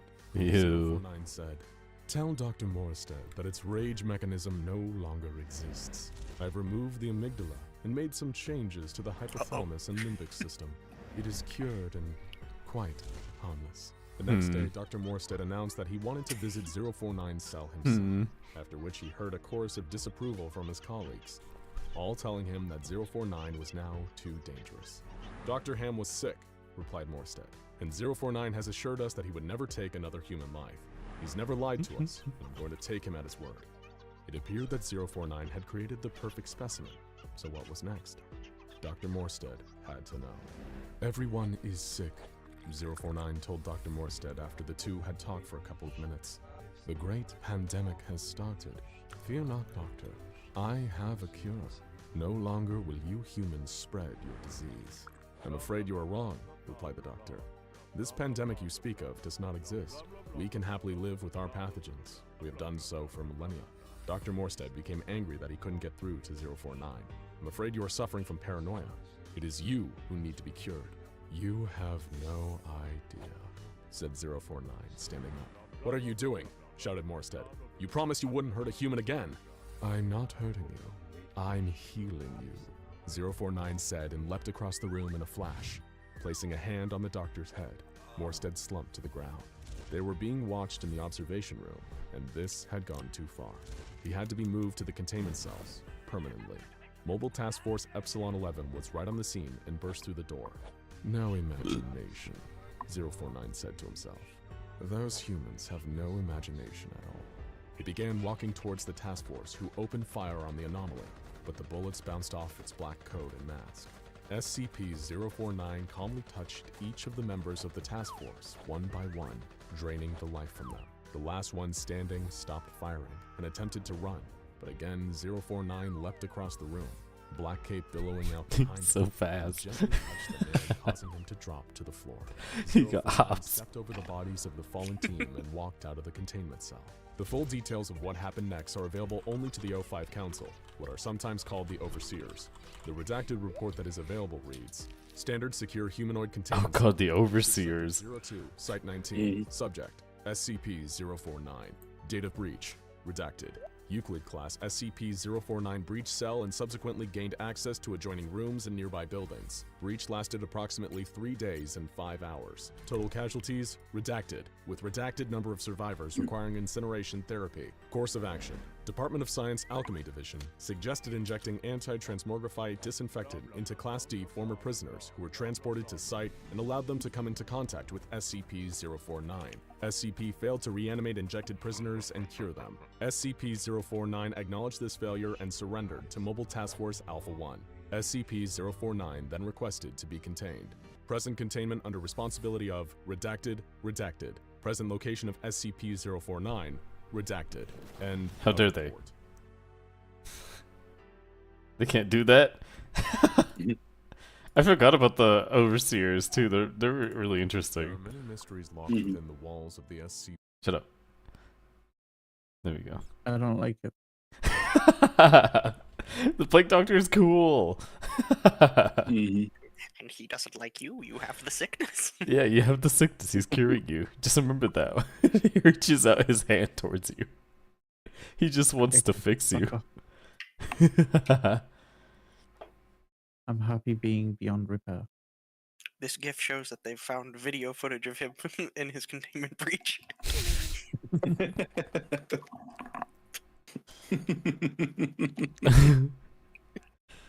God, that fucking game.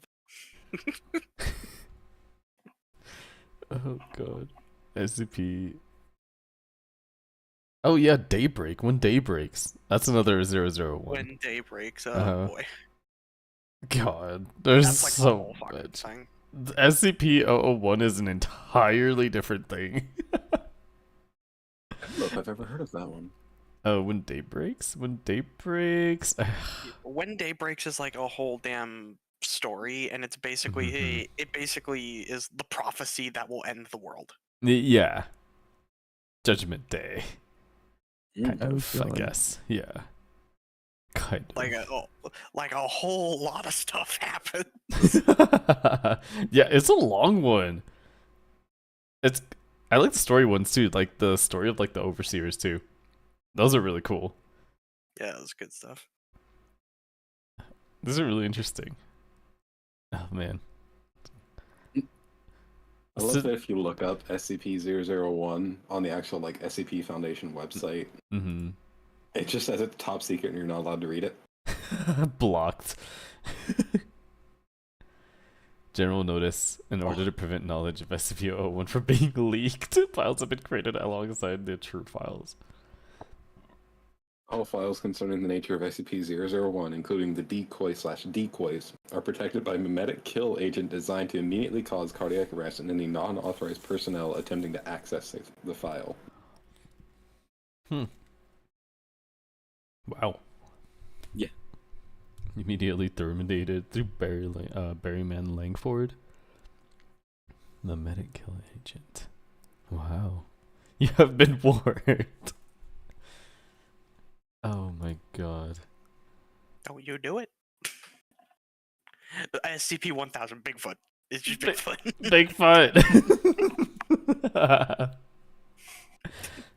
It's just Bigfoot. Bro didn't even try. Absolutely no contact with wild or captive instances is allowed without prior approval by Director Jones. That's so funny. Nocturnal omnivorous ape. Classified in the Hominy Beach. That's so funny. They have gray, brown, black, red, and occasionally white fur. Large eyes, good vision. Similar to that of the gorilla, both present in both sexes. Oh my god, there's so much on him.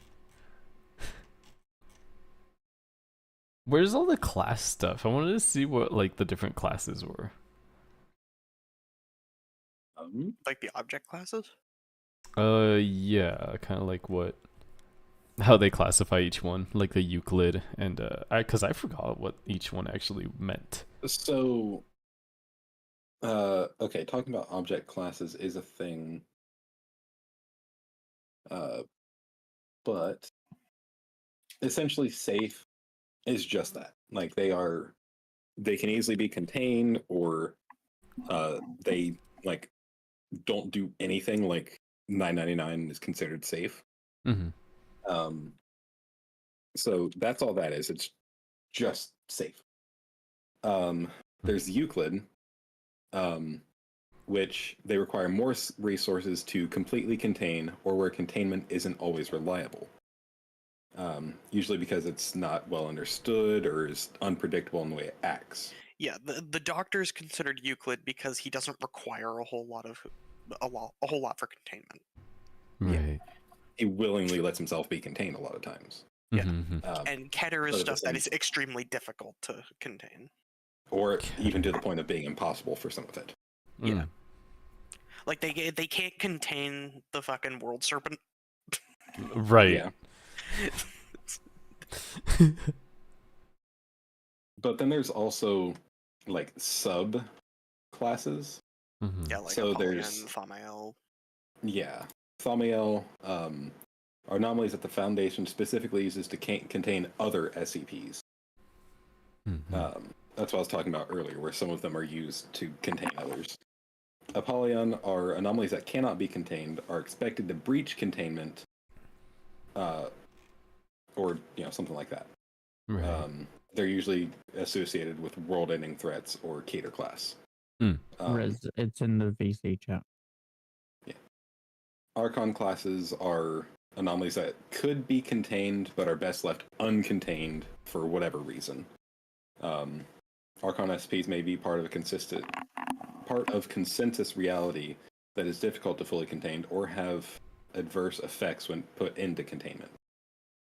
And then Ticonderoga are classes that cannot be contained, but also do not need to be contained. They're similar to Archon class in that their containment is unnecessary. They're also distinguished by not being containable given current knowledge and resources. This may be due to their widespread or ubiquitous occurrence on Earth, despite the general public remaining unaware of their existence. Oh shit. This includes extraterrestrial anomalies that beyond the current reach of the Foundation. Aliens. Oh, right. Oh my god. Ticonderoga. Yeah, Ticonderoga. I actually wonder, is ET on here somewhere? I swear to God, if ET is on here somewhere. Oh god. Let me see. SCP 4605. ET? Close to it. I hate it. All instances of SCP-4605 are titles produced by the video computer system, such as E.T. the Extraterrestrial and Pac-Man. Oh, Pac-Man. Non-standard. Uncontained. Keter. I want to see all the Keter class.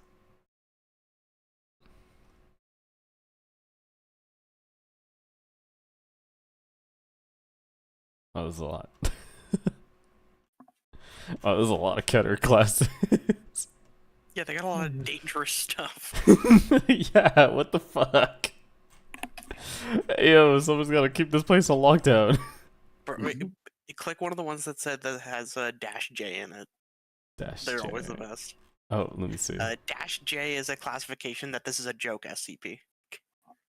Fucking Keter. Jesus Christ. Locker 79 access to this locker to be barred to all male personnel. What?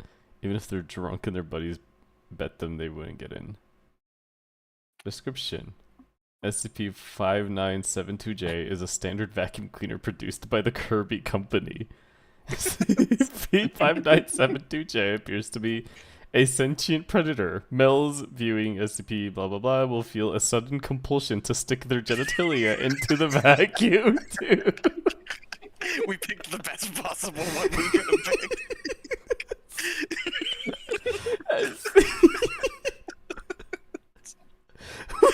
What the fuck? Yeah, it's a vacuum cleaner that compels you to do things. When activate at maximum. I can't even read this. Okay, SCP-5972-J will then activate at maximum power and yeah, fuck.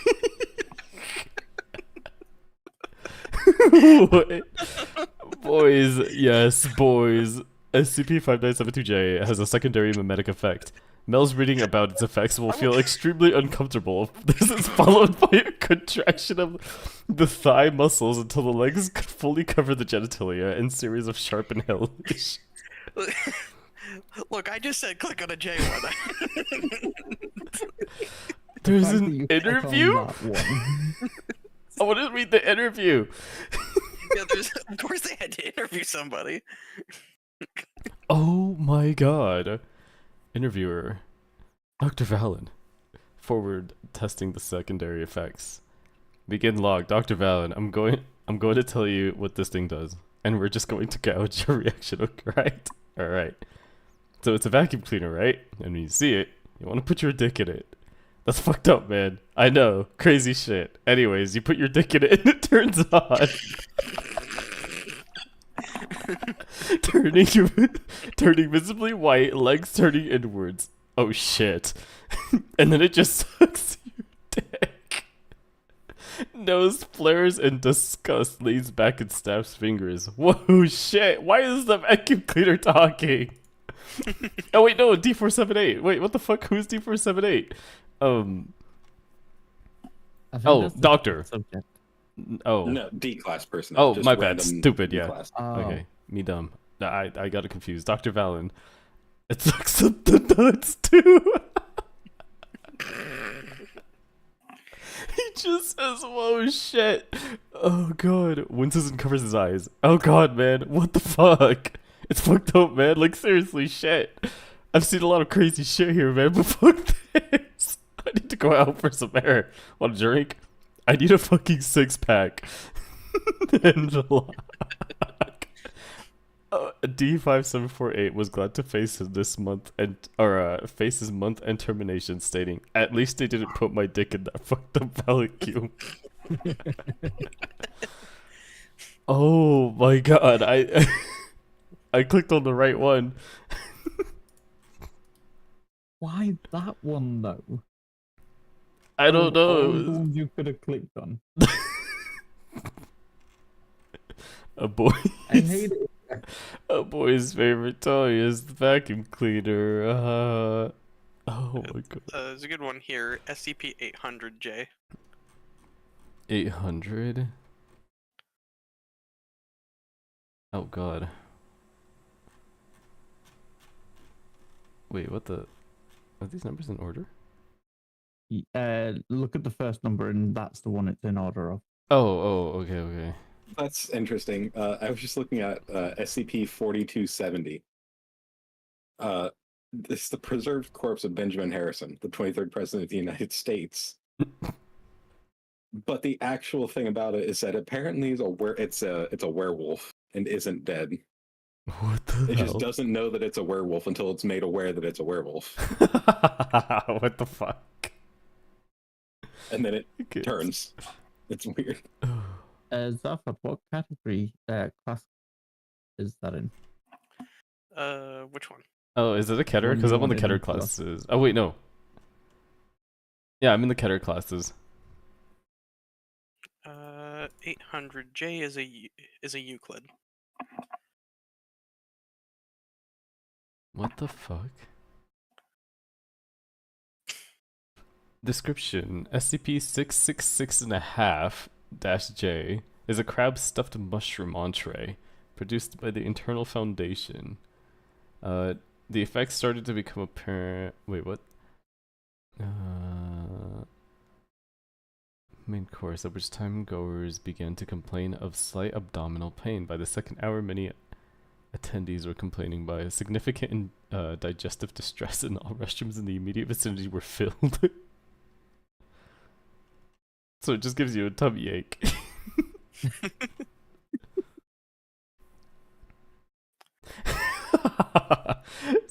Having experienced both childbirth and the effects of SCP-66.5, I can safely say that I would choose the former any day of the week.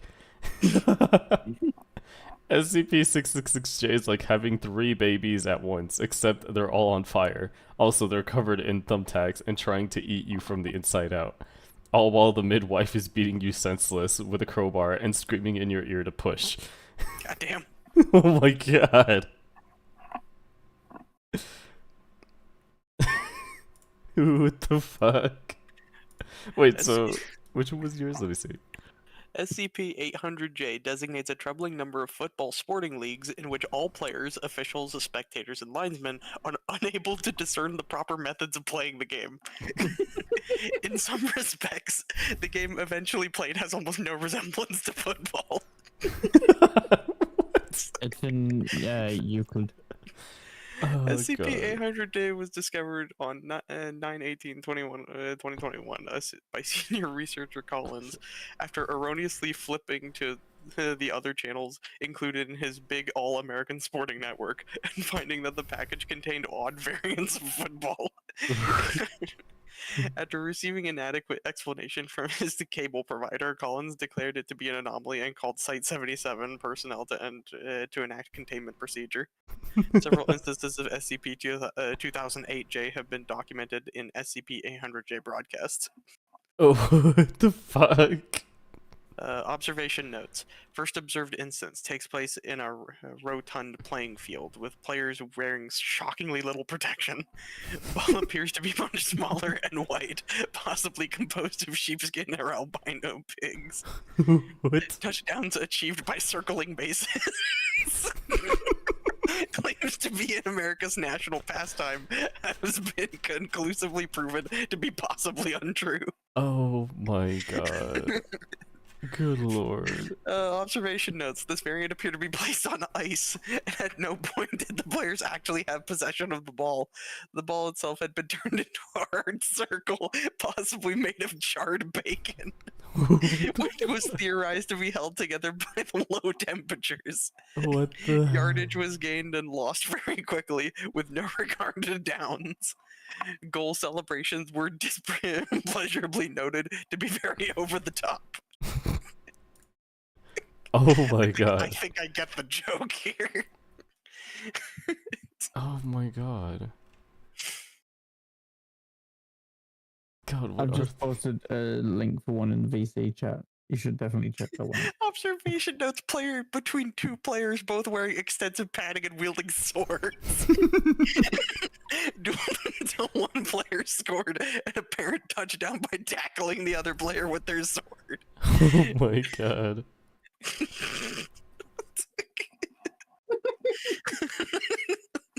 Jesus. I like this one. SCP-044-J is a recurring phenomenon wherein anomalous entities become spontaneously compelled to speak using an upper-class English accent and unnecessarily sophisticated vocabulary.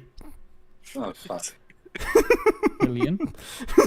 Often creates mild confusion to those affected due to the unprompted nature of its appearance and sudden subsequent disappearances. Killian. Now listen, wretch. I have never been affected by anything of the sort. You're not my chum. My methods of pathogen alleviation are indubitably efficient. I once again inquire upon the precise location of the strenuous to obliterate scaled organism. Sophisticated screaming. What? How do you say that? Hold on. Give me a moment. I need to zoom in on that. Arachibutyrophobia. Yeah, that. Fear of having peanut butter stuck to the roof of your mouth. Oh god. I don't have that fear, but it sucks when that happens. Greetings, it is May. Greetings, I request permission for entry. Chairman of the O5 Council, I humbly request you'll do permission to utilize chainsaw propulsion devices in my scandalous endeavors. Oh god. This business establishment has reached closing hours. Please vacate the premises. I crave consumable products. SPS-173 cannot speak. Wow, okay. They really... The distress vocalizations of the Homo sapien in the process of fracturing the os femoris. Most intriguing. Disappears. Oh. They were unpleasant. Oh god, 682 was in it too. Oh wait, 049. Oh wait, 049 the fucking doctor was the first. Oh! Oh What no. are the rest of these? What are the rest of these then? Yeah, wait. 079. Who's 079? Packed away in a double locked room in a general... It's a Euclid. 079. I forgot about this one. 49J, the Plague Fellow. Oh my god.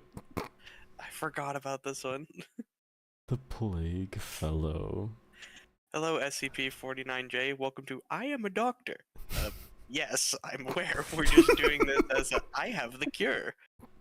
Yes, well, we'll get to that. First off, can you tell me your name? Yes, quite very well. I am the cure, good sir. Indubitably, yes, I am a doctor. What? Bring me to the patient, I will heal them. Jesus, what? Fuck, watch where you're swinging that. I am the cure. What in the world are you? Oh, I get it. You're sort of a moron, are you? No, good sir, I am most effective. I mean, my cure. I am the cure. Very effective. The most, because I am a doctor. Right. We were going to look into that. Let's, So this patient has the pestilence, yes, I can smell it. Has a sore throat. We were wondering if you know of any cures to fix their ailments. Yes, of course. I'm a doctor at all.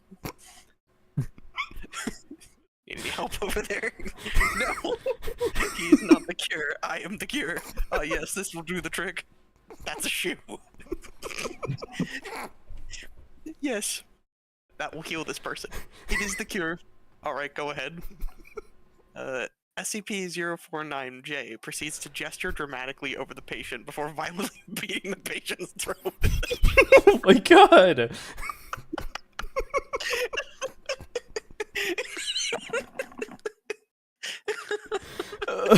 What the hell? Well, fuck, what are you doing? How is it supposed to help? Shrieks incoherently.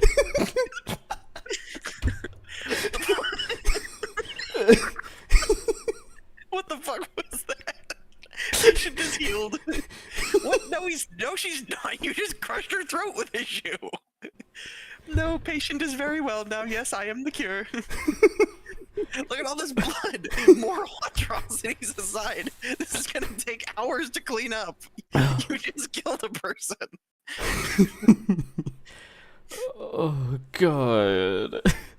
No, they are cured. Yes, watch. He grabs the corner of the patient's mouth and begins to move it while speaking out of the corner of his own. Hello, yes, I am the patient, good sir. Now look here. I see your hand down there. I know that isn't the patient talking. Look, look, more pestilence over there. Oh my god. Oh,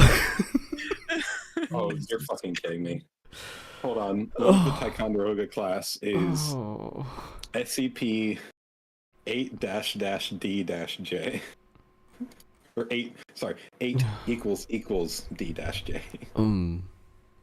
Oh no. Wait, what? What is it? Euclid? No. It's a Keter? It's literally no, you don't want to show it. It's Oh, okay. it's a joke SCP that is a dick. Oh. Wait. What's SCP-69? Nice. That's all it would say too. Nice. I feel like it would be a J. Yes, there's a 69 to 69. Wait, hold on. Could one of you check 69 to 69J, please? I don't... Yeah, I gotcha. I would check 69J. Okay, Don't- this one's pretty clever. So this is supposed to be SCP 3008J, but they misspelled it SPC because it's not the secure, contain, protect. It's Shark Punching Center. Oh my god. Because SCP 3008J is Blush from IKEA. Oh, jeepers. Wait, so what, Killian? Don't show 69? 69 seems to be normal. Hold on. Okay. 69J appears to be a commercially produced software DVD and accompanying instruction manual in its original soft case. When placed into a PC with supported Windows operating system, the disc appears to contain a Japanese-style dating sim visual novel program in English. It's reportedly very well written and decently drawn, according to male test subjects who have been exposed to the software. Wait, which one are you looking at? That's a front cover case. Hold on. I gotta hide the window. Oh dear. Oh, okay. Thank God. It's not bad. It's just this guy's. The Sisters of Cheyenne Point. Okay.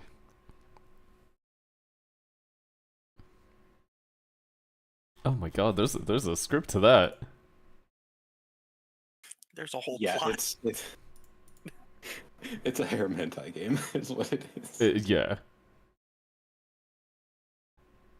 I'm not gonna lie, it's not what I thought. Yeah, I know. but look up 1394J. I'm looking at 404J. And when I looked at the encryption key thing at the bottom, and I opened it, it's the first thing that pops up, Planet Earth. Planet Earth. Planet Earth, mostly water, also some other stuff. Dominant species, humans. Other information, look at my super cool planet. It has religions and goats and juice boxes. For more information, look around you. It's that simple. This is my first planet, so no downvotes, please.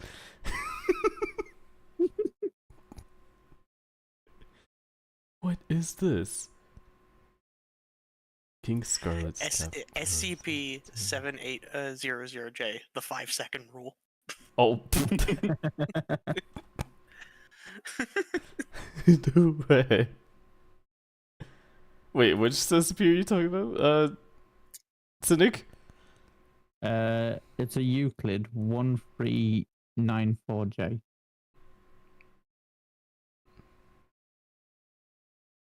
Uh, 9-4? 1394. 1394J. Oh, it's a USB port. Actually, it's a USB cable. Read what it says about it. Prior to insertion. SCP-394J escaped containment in 1995, and all attempts to return it to containment have been unsuccessful. Current containment efforts involve supplanting SCP-1394J with a replacement standard C Project Thunderbolt, which has met with limited access to data. SCP-1394J is any instance of a rectangular connector adhering to the Universal Serial Bus USB Type A standard, such as found on typical wired computer keyboards in mice. All known instances of SCP-1394J demonstrate anomalous behavior when attempting to insert them into a corresponding USB Type A socket.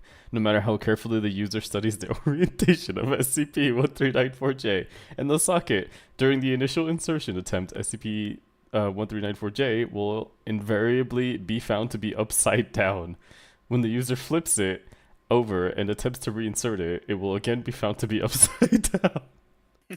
In no case can SCP be correctly inserted prior to the third attempt, and an average of 4 attempts are required before SCP-J is oriented correctly. While this behavior does not directly harm users, it requires users to spend additional time continuing reorientating. The lost productivity due is wasted time has been calculated at blank blank blank billion US dollars. I hate how real that feels. I hate that. But that's what I mean, is that there are some of them that are just created based off of either jokes or real life scenarios. Mm-hmm. So some are even like thinly veiled criticisms of the structure of the website itself. Like this one, SCP-5031J. SCP-5031J is yet another creature that literally just goes around killing people and not much else. Measuring 2.5 meters in height, its body structure is humanoid and unnaturally elongated, with disproportionately long limbs and fingers ending in sharp claw-like appendages. The entity's skin is a pale gray color, with irregular patches of darkened tissue.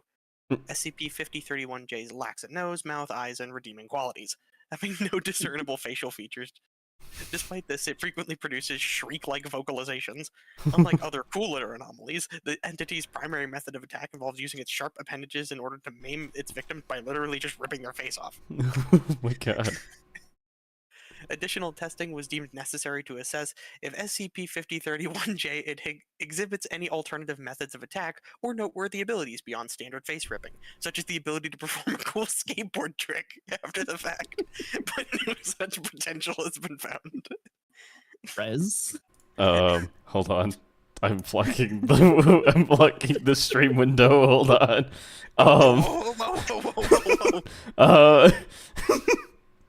What is this? The following has been logged in and reported. Well, this should know. Wait. Oh, I'm scared. Oh, I get it. Wow. That was scary. I was like, oh, hold on. At least they gave the protection thing. How much did you panic when that first screen popped up? I was like, oh fuck, am I still showing it on stream? Oh my god, that was scary. My reaction was to look for 6969. I am hydrating, thank you. What's the KO one? Huh? What the hell? Guitar.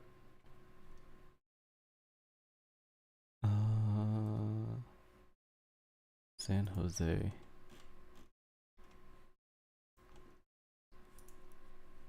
Dude, these are funny. And this last one on the J page is just a SCP Lunar J. It's just the moon.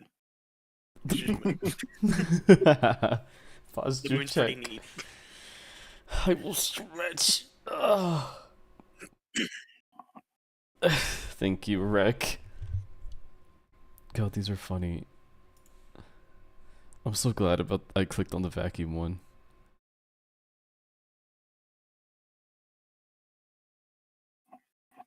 Huh.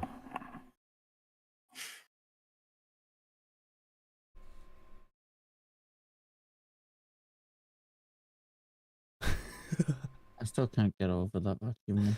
The vacuum one was great.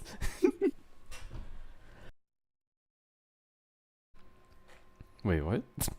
As of this time, SCP-2559-J is currently contained at the bottom of the site. Oh, at bottom of site. But when its outflow finally breaches, rapidly becomes impossible.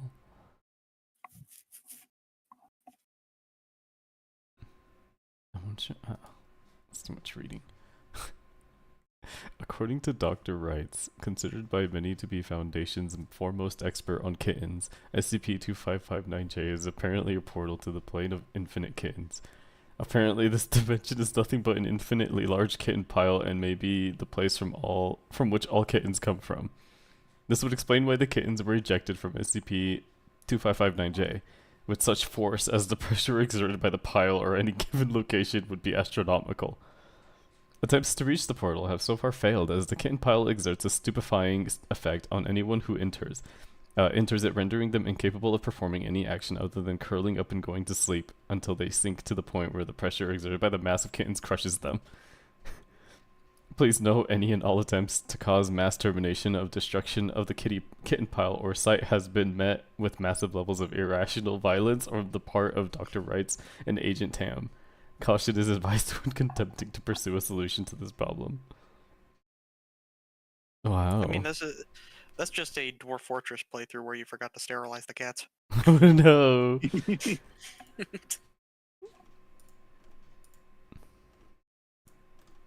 Oh god, these are funny. What was another SCP that was in the game or in Lethal Mod? I don't know. We ran into Into the hat. we only ran into 999. Yeah, there was the hat. There was the candles, the birthday cake. Oh right. The birthday cake. Forgot about that.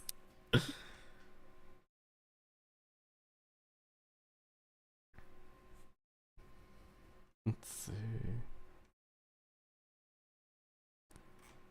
Looks like the other one was...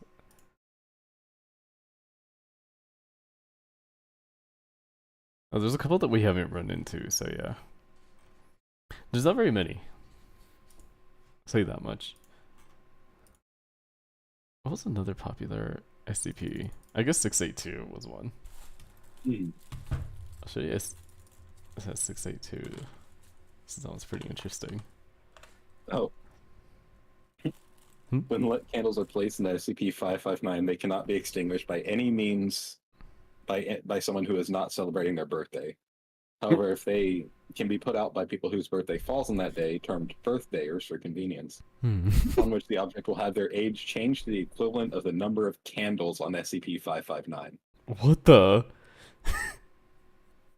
Oh my god, so like if you just gave somebody a candle... You could reset them to a baby. Oh no. But that said, they found the secret to immortality. Sure, fair enough. This is a 4-hour-long video of the explaining how to destroy the reptile. The 682 has a lot of stuff written about it. They're so cool. They've literally been trying to kill it as for soon as possible. years. Yeah. Tried literally everything. The SCP Foundation file on the dreaded SCP-682, a highly intelligent reptilian monster that has, despite the Foundation's best efforts, proved impossible to kill. It may not be the most dangerous SCP out there, considering that some are capable of eliminating entire realities, but it's one of the most iconic.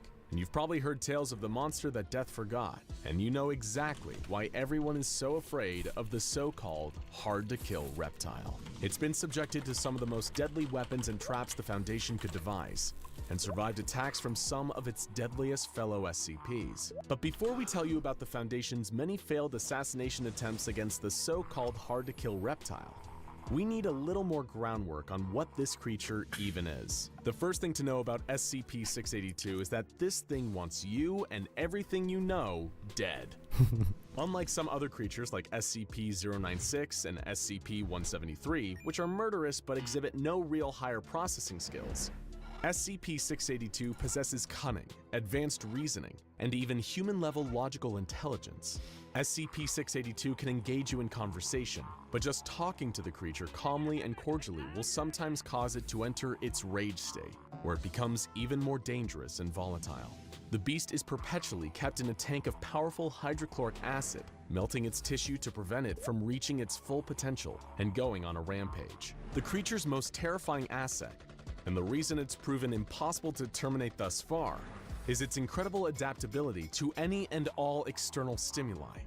682 is a reactive being, capable of not only surviving and regenerating from all attacks, but often incorporating those attacks into its own wide arsenal. In other words, if you're hoping to kill this thing, you better kill it on the first hit. Because if you don't, you better believe it's gonna hit you back 100 times harder. This brings us to the main event. Some of the SCP Foundation's most ambitious and frightening attempts to terminate SCP-682, or even understand how it could theoretically be terminated. There are quite literally too many unsuccessful attempts for us to list them all here, so think of this as a highlight reel of the Foundation's most prominent failures. God. 682 was first cross-tested with SCP-017, a humanoid shadow entity shown to be able to consume matter with its shadows and leave no traces behind. Tests on tissue samples from 682 showed that SCP-017 was able to consume said tissues with no adverse effects. Thumbs up. However, when SCP-017 was placed into the containment chamber with the actual creature, 682 let out a horrific roar that was so loud it damaged nearby audio equipment. SCP-017 fled to the corner of the room, and 682, in its rage state, attempted to breach containment. Agents managed to suppress and remove the creature, but no meaningful damage was logged. Attempt failed. SCP-173, the killer statue, was later brought in, hoping that its thus far impeccable track record for killing would hold strong. The second that 173 was introduced into the testing area, 682 retreated to the far wall and began screeching intensely. It was intelligent enough to know what it was dealing with here. While the researchers and guards expected an instantaneous reaction, there was actually a stalemate for over 6 hours, as 682 stared at 173 continuously. Eventually, the tie was broken when agents shot out 682's eyes with high-caliber sniper rifles, breaking the line of sight and causing 173 to attack. Though 682 sustained damage to several parts of its body, while its eyes regenerated, the creature was not killed. It then regenerated a number of eyes all over its body, covered in a clear armored carapace that made them resistant to bullets. The stalemate continued for an additional 12 hours as 682 maintained perpetual eye contact. 173 was eventually removed from the containment unit, and the mission was aborted.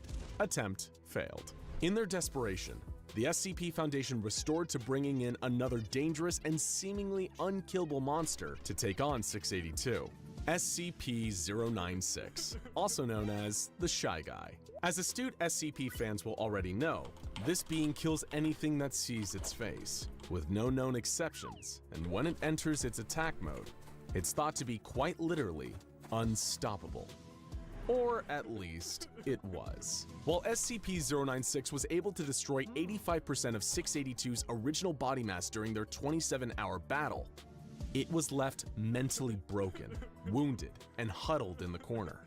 To this day, if ever confronted with SCP-682, the Shy Guy reacts in pure terror, turning away and clawing at its own face. Oh my god. Attempt failed. Holy crap. During a deadly containment breach, SCP-682 also went head-to-head organically with another iconic SCP Hall of Famer, SCP-106, also known as the Old Man.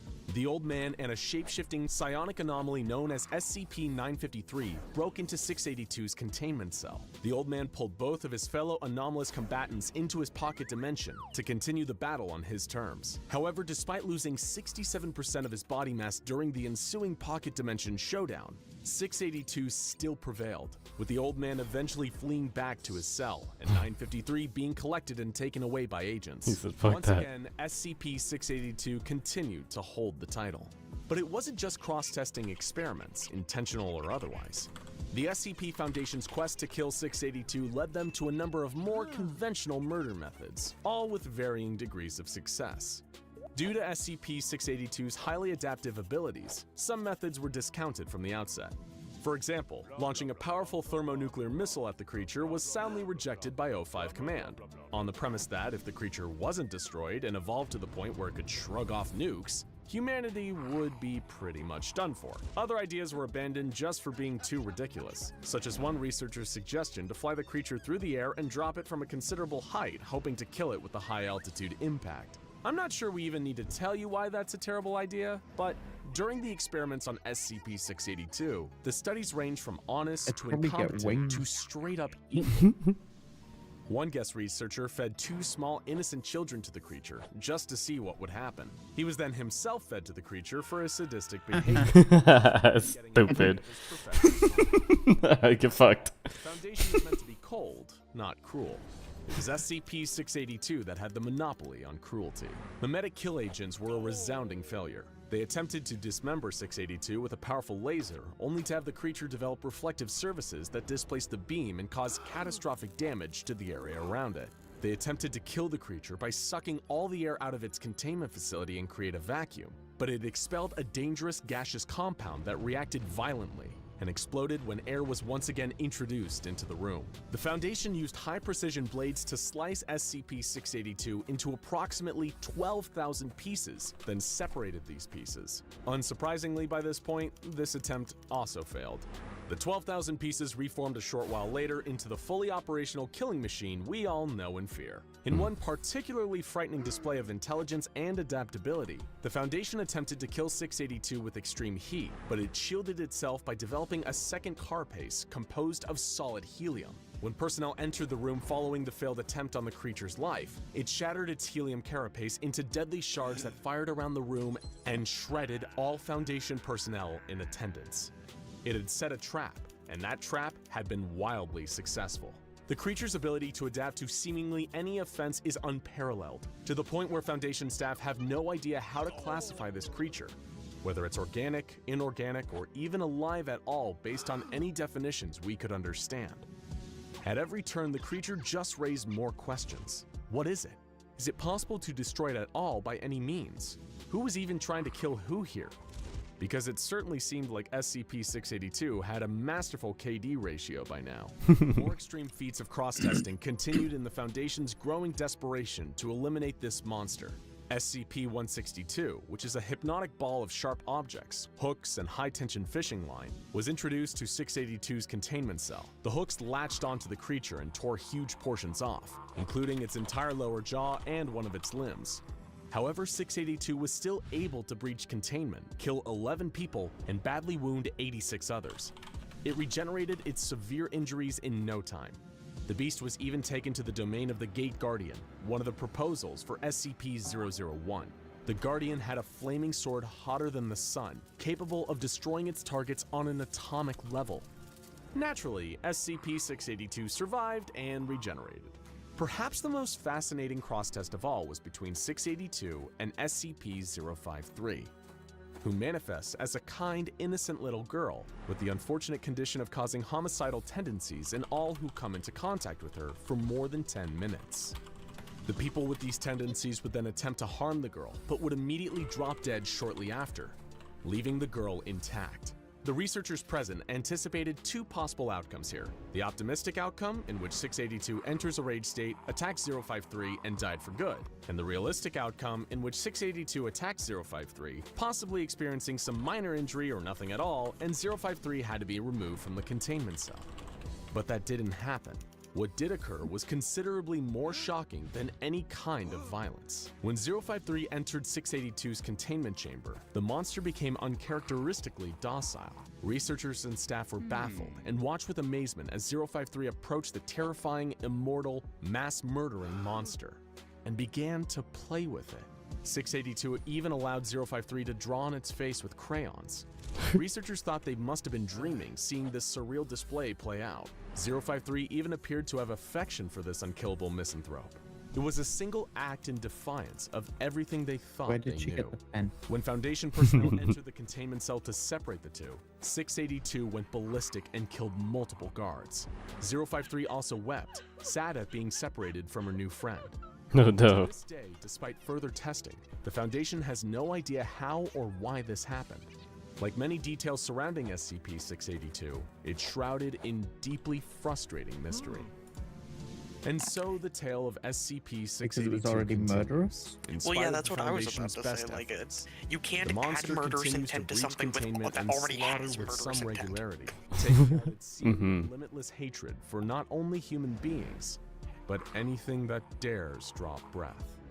Nobody knows where exactly the creature is from, But also its what murderous true intent that nature it is, controls. or why its ability to adapt Which and is probably the regenerate far thing. exceeds It's any so known used to having organism on murderous this intent that planet. it couldn't Perhaps be one imbued day, with through more, enough research and so it was cross-testing, actually quite we can tame with someday her. answer these questions Yeah. with And scientific because she precision. wasn't being Until then, attacked, how she intelligent like we only it is. have one answer. It knew not to attack Hatred because it could die. never dies.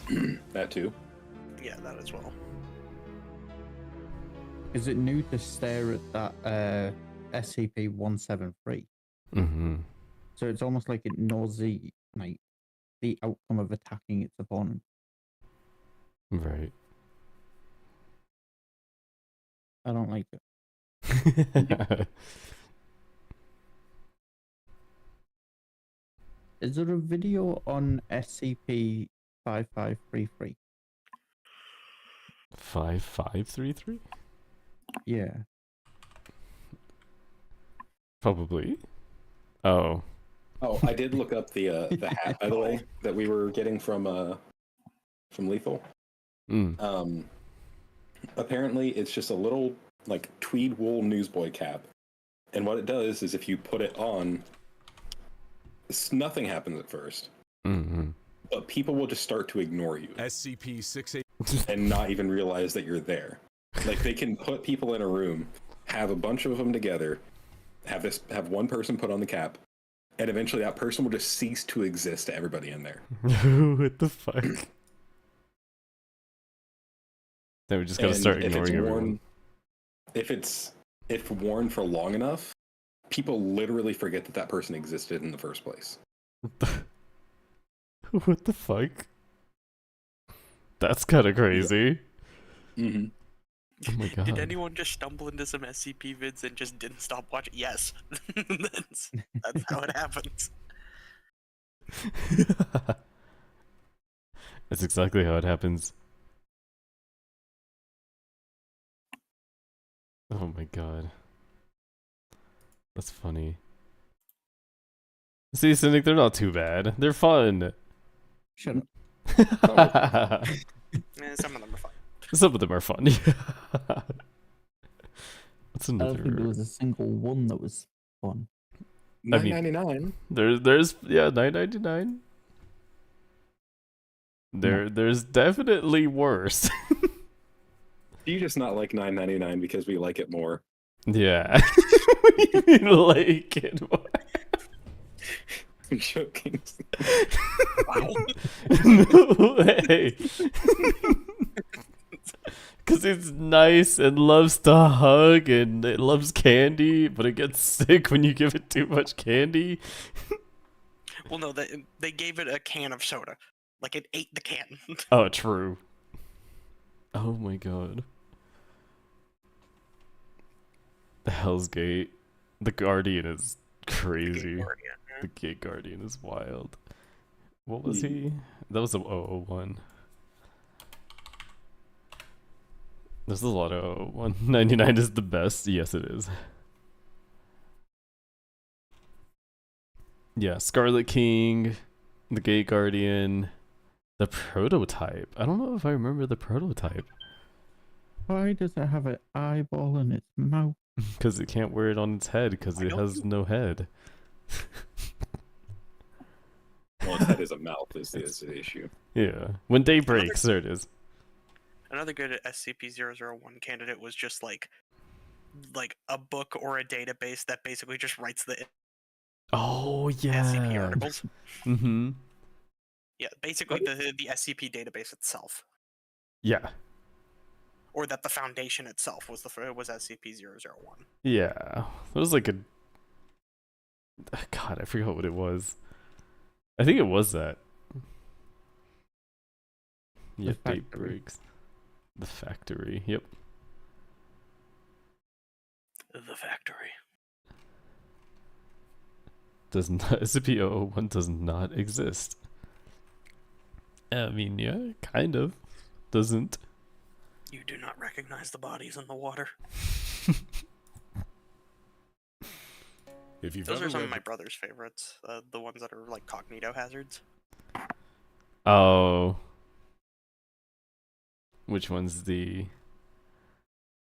Like the bodies in the water, or the one that's like... The Red Lake? Yeah, the Red Lake is a good one. There's so many of these. Dude, I spent so much time listening to most of these, like, just like in the back doing stuff. Because they're so interesting. Oh god, what was that other one? The Skinwalkers one is creepy. I just love the fact that like SCP Waters Library and like all this stuff it exists because it's basically just one big creative writing project. Yeah.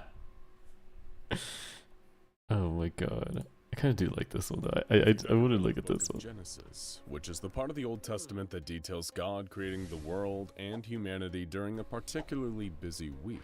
And you might just be already familiar with SCP-001, or at least one of the anomalies that's been proposed for the title of SCP-001. Because of course, SCP-001 doesn't refer to a single creature, object, or entity, but rather a collection of various anomalies contained by the SCP Foundation. Can you contain the Gate Guardian? Contained is a strong word. Scarlet King, a powerful eldritch The Gate being Guardian intent on contains ending itself all because it creation won't move. that is thought by Foundation researchers the to Scarlet be King one of the most himself is dangerous also a beings in candidate this for and 001. any other universe. But the Scarlet King isn't the only incredibly powerful being categorized as SCP-001. In fact, there are plenty of other anomalies with similar levels of destructive power. And one such being is a creature codenamed the Gate Guardian. Standing The at Eater well of over Worlds 1,000 is feet sick tall, too. the Gate Guardian is impossible to be fully contained by any means that the Foundation possesses. The anomaly itself, despite its colossal size, is humanoid in its shape, sporting wings that protrude from its back. While it usually has 4 of these, SCP-001 has historically been seen to have any number of wings between 2 and 108, sprouting from various places over its body, including its shoulders, ankles, wrists, and even its scales. This gigantic guardian also carries its own weapon, referred to as SCP-001-2. This weapon resembles an enormous knife or sword, capable of emitting plumes of flame.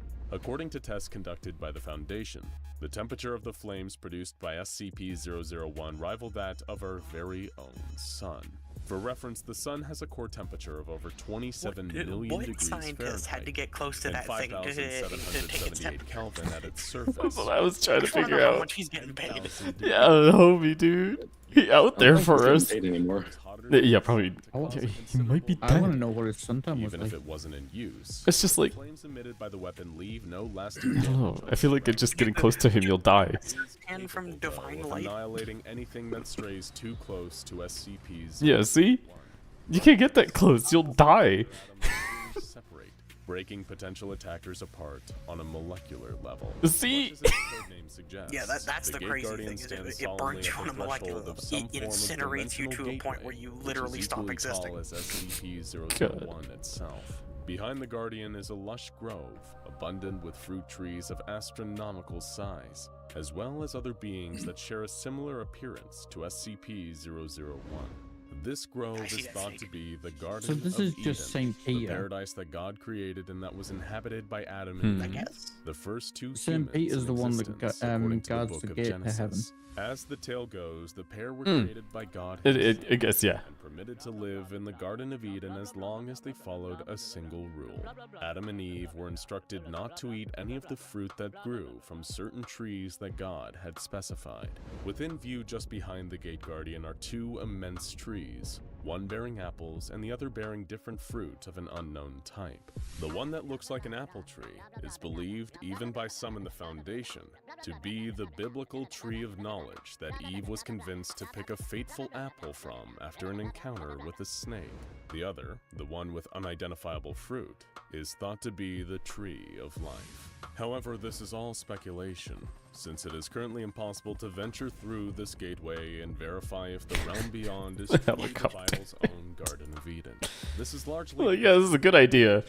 the radius of SCP-001 is instantly vaporized. Oh my The Guardian god. attacks with imperceptible speed, using its flaming sword to smite any person that gets too close. The Guardian actually moves so fast that it can hardly What do you think they tell people when they're like, hey, you want to fight a giant guardian? its solemn, dutiful stance with its weapon drawn and head bowed, only shifting for a fraction of a nanosecond. He didn't even swing the blade, Ranged he just attacks bumped him with against the it. Guardian are just as ineffective, with all projectiles fired at SCP-001 reduced to atoms before they can do any harm. Even if said projectile happens to be a nuclear weapon, the Gate Guardian will be able to subatomically vaporize both the projectile Okay, itself I want to know as who well as the signed off person on who firing a sent it, nuke at the regardless of giant how god far away angel. they are, all while not appearing to lift a finger. During an experiment involving SCP-001, Yeah, this is the whole thing too, that he swings so an fast. SCP Foundation nuclear That you submarine literally called can't see him Nautilus swing the launched a sword. series of multi-warhead intercontinental ballistic missiles at the Gate Guardian. The retaliation from the Guardian resulted not only in the deaths of approximately 35,000 innocent civilians, but the blast is also believed by some to have inadvertently caused the 2004 Boxing Day tsunami. Oh no! Dangerously close to revealing the Foundation's existence to the world, resulting in them rapidly deploying any means necessary to erase any trace of the 35,000 victims' families, friends, and other related individuals. In order to avoid questioning, the SCP Foundation administered amnestics on an almost worldwide scale, and the O5 Council banned any further tests on SCP-001 that involved Overseers. nuclear weapons. In what was hoped by the Foundation to be a test with lower stakes, they sent an expendable D-Class personnel towards SCP-001. The D-Class approached the area You don't where need the to say Gate Guardian expendable, is they're located, D-class. We know they're and as soon as expendable. they saw Yeah, what the they fuck? were very Man, even the soldiers are expendable. Leave. The D-Class personnel reacted exactly the same way just said you or I leave. would. They promptly turned and started to walk away. They didn't need a You know what? 1,000-foot-tall Yeah, fair. entity with a flaming sword to tell them twice. Leave. Okay, bye-bye. Ordered the D-Class to continue moving towards SCP-001. When the D-Class continued to ignore their commands, they were terminated, as is standard policy when dealing with an insubordinate member of D-Class. SCP-001 appeared not to like this for some reason, though, and the researcher site as well as the researchers themselves were immediately obliterated by an unknown force, though it's a pretty Lol. safe guess that a certain flaming weapon was responsible. This candidate for SCP-001 may be The one of most if not powerful. powerful being that the SCP Foundation has ever encountered. And according to its entry in the SCP-001 file, The Guardian is even responsible for the creation of the Foundation itself. If the file is to be believed, the administrator of the SCP Foundation one day heard a word echoing through his head. Prepare. This one-word instruction led him to starting the SCP Foundation, containing countless dangerous anomalies and entities in preparation for an uncertain future.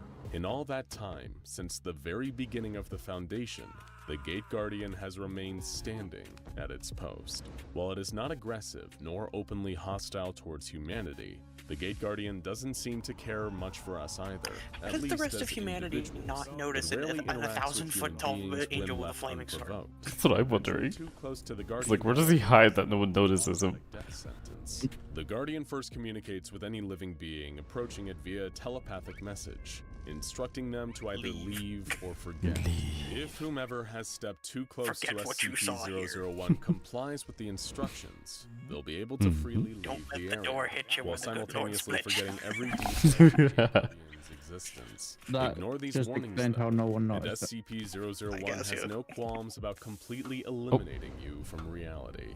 Given its enormous destructive potential, it is no wonder that the Foundation has tried to use the Gate Guardian to eliminate other dangerous SCPs, each with varying results. The Foundation at one time even attempted to use the Gate Guardian to destroy the infamously indestructible SCP-682, hey, can you get rid of this known by the appropriate name of the hard-to-destroy reptile. Can you get rid of this? SCP-682 holds I don't know whose idea was this, but can you rethink perhaps this? one of the most dangerous anomalies the SCP Foundation has in containment. SCP-682 is also one of the few creatures the Foundation actively wants to terminate. A task made that much harder that's one given of the that big 682 things can with regenerate its 682 entire is form from as little as its a single file, one of the most cell. important The Gate piece of Guardian had information on already this. shown time It should and be time destroyed again as that it was soon as capable of possible. massive destruction, and researchers working for the Foundation hope to harness that power to rid the world of SCP-682 for good. How to destroy 682 was placed on an unmanned vehicle and carried to within 1 kilometer of the Gate Guardian. The Guardian attacked the vehicle, seriously wounding but not killing 682. It seemed even the mighty SCP-001 couldn't kill the hard-to-destroy reptile.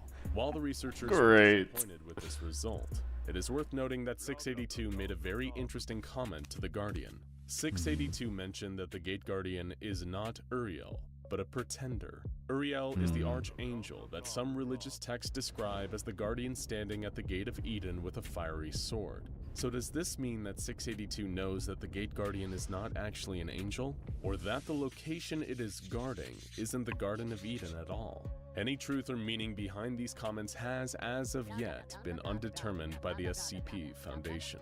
A later experiment involved both SCP-001 and SCP-073.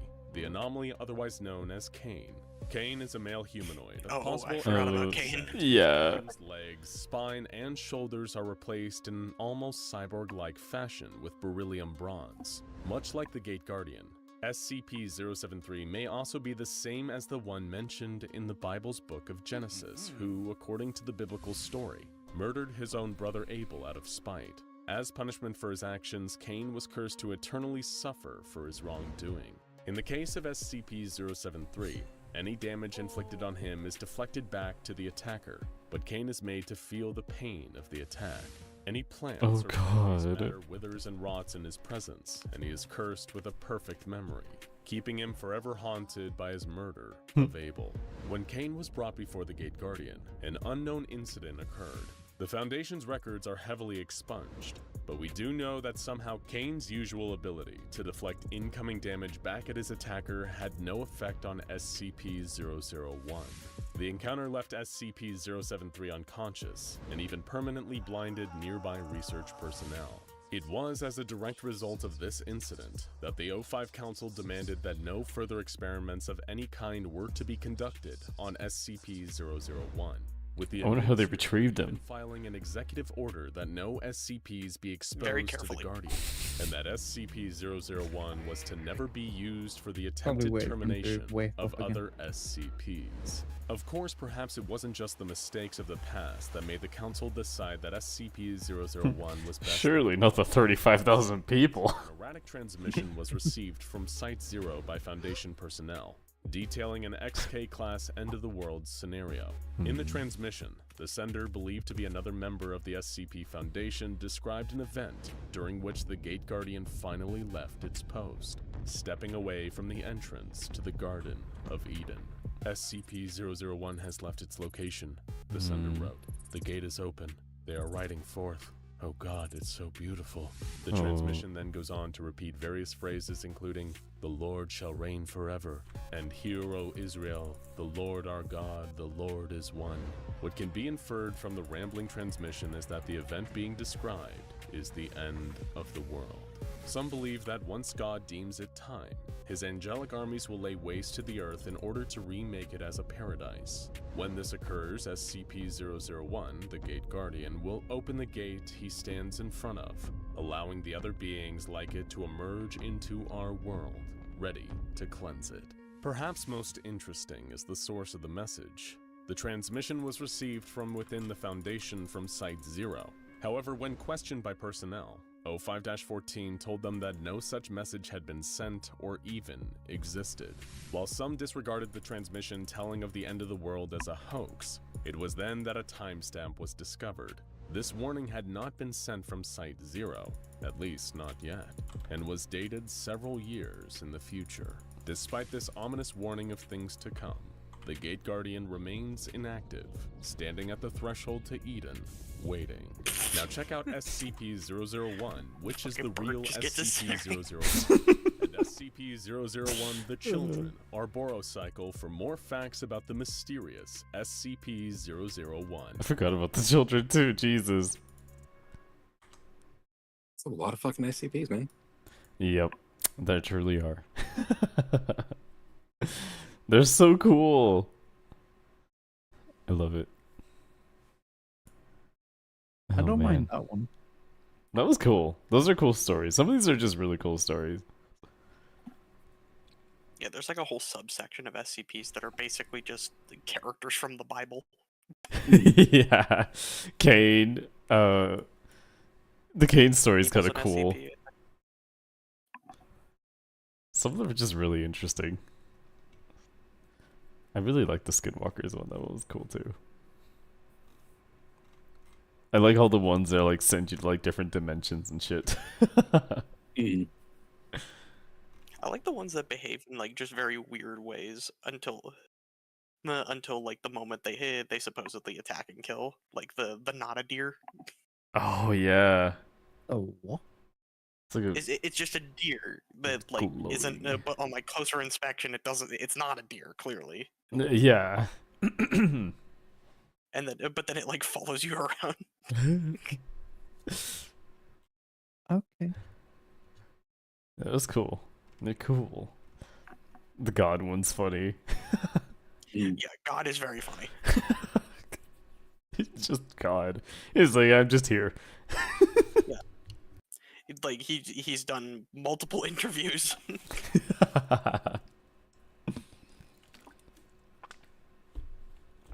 Oh man. Wow, that was great.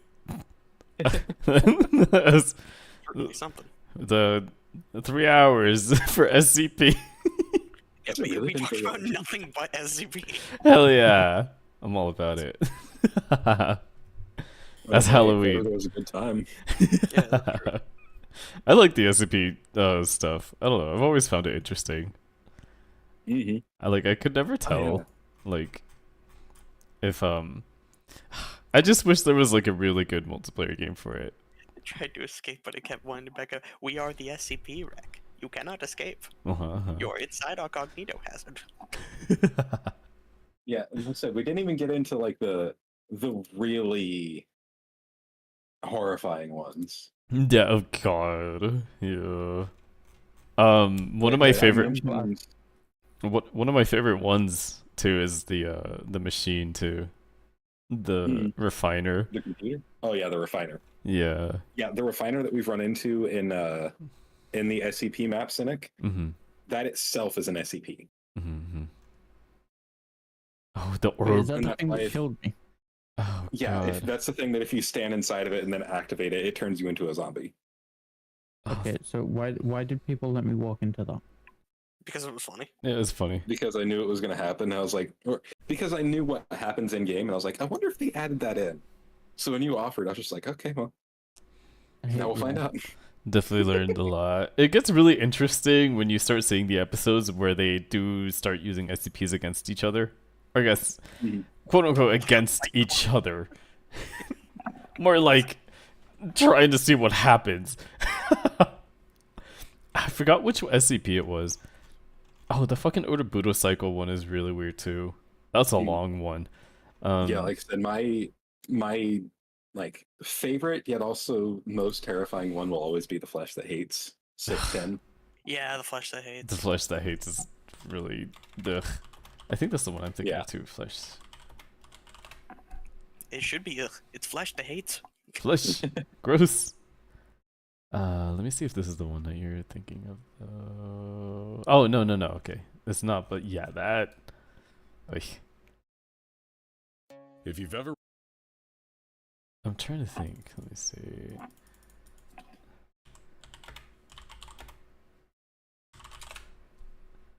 Which Curious one are you about that one now. Oh, the Flesh That Hates. 610? Probably. Yeah, it's got an entire story and a bunch of different ways they've tried to get rid of it, and it just doesn't work. They can get rid of organisms affected by it, but not the thing itself. It is an infection that like is native to an area, and anything that enters that area is infected by it. And the only way to keep it from spreading is to kill those things or knock them unconscious by just dealing enough damage to their bodies that they can't move, and then incinerate them. But if anything gets out, it can start to spread. Yeah, all the XK class end of the world scenarios are so fucking cool too. Like the whole when day breaks is a whole thing. The Ouroboros cycle is weird. What was one? I forgot. It might be the factory one, but it might be the one that Zarvat's thinking of. But one of them basically was like a reset to the world. I wish I remembered which one it was though.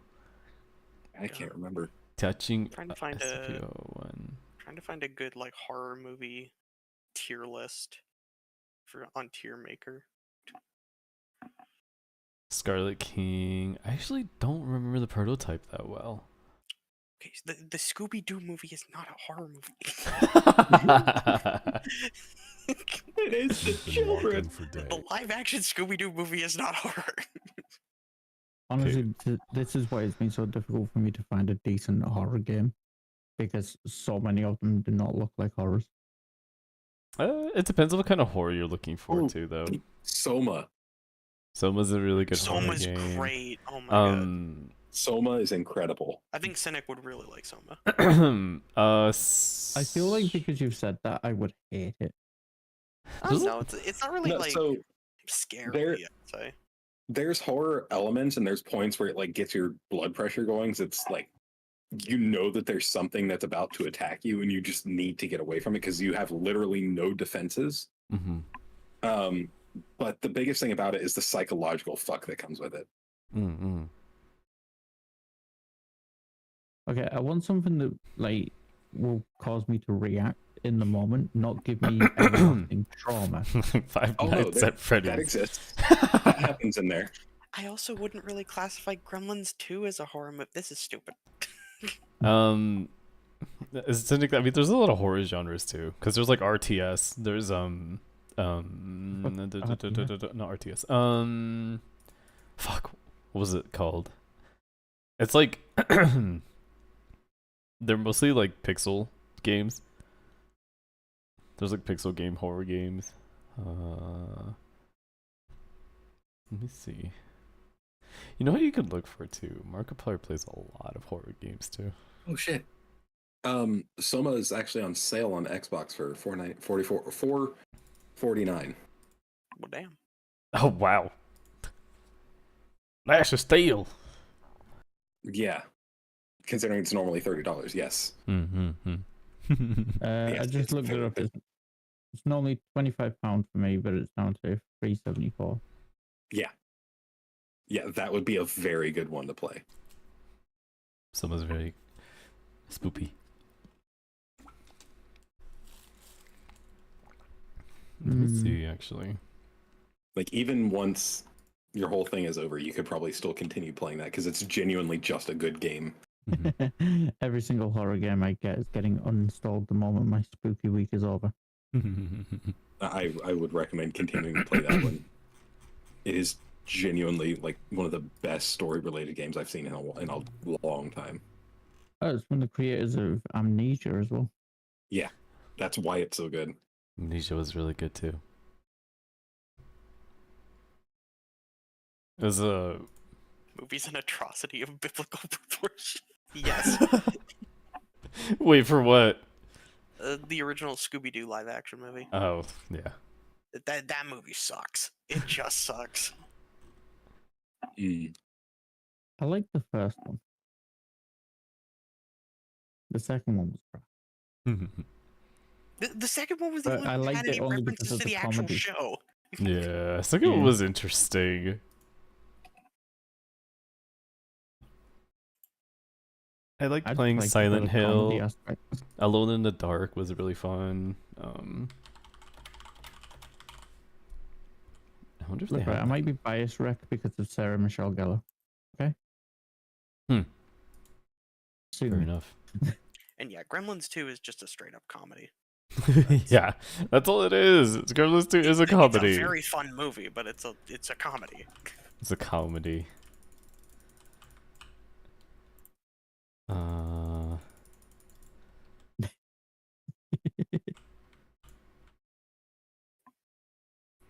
Yeah, I don't know. There's a lot of horror games that you can try out. They're cheap or free, then they're optional.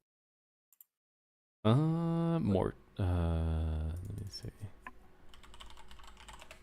Hey, like we said, some was on sale. Mm-hmm. Yeah, and it looks like it would take a while to complete. So it'd be cheaper than getting Game Pass as well. So. You want like quick horror games? Ideally, yeah, something that doesn't require me to come back to it. Right. Like, I've got about 4 at the moment, but they're all like a few hours long. It's like I'm not gonna do 3 days of that. Yeah, I mean, there's also a lot that will take a little bit of time.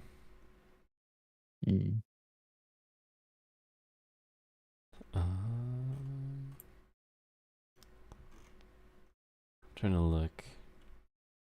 Blair Witch. No.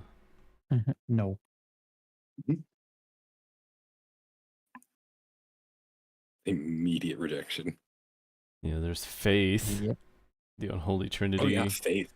Faith, the Unholy Pretty... Trinity. That was cool. It's like a pixel horror. Being transported back to the 90s. Yep, that sounds horrific.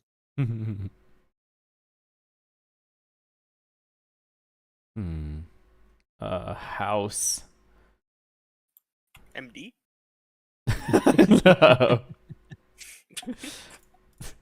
My boy. Zafad, get out of my head. It was in my head too, but to be honest, I didn't actually know if anyone was gonna say it. I was like, huh.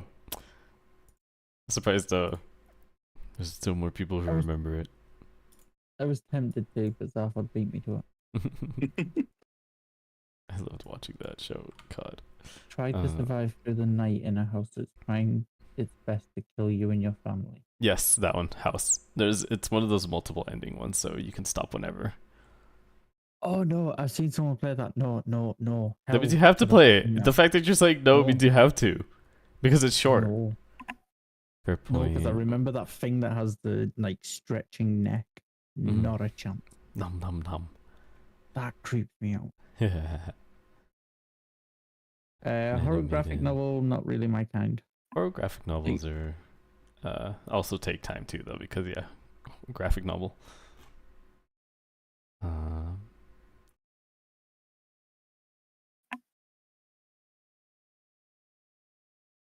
Just get on Roblox and play horror games.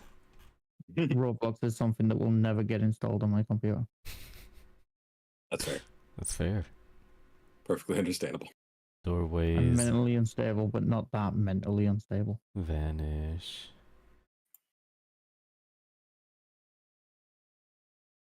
You can probably play some SCP ones too. Anyway, yeah. Urban Myth, Dissolution Cinder. Oh yeah, that one too. There's a lot of people who are playing that. The fuck is that?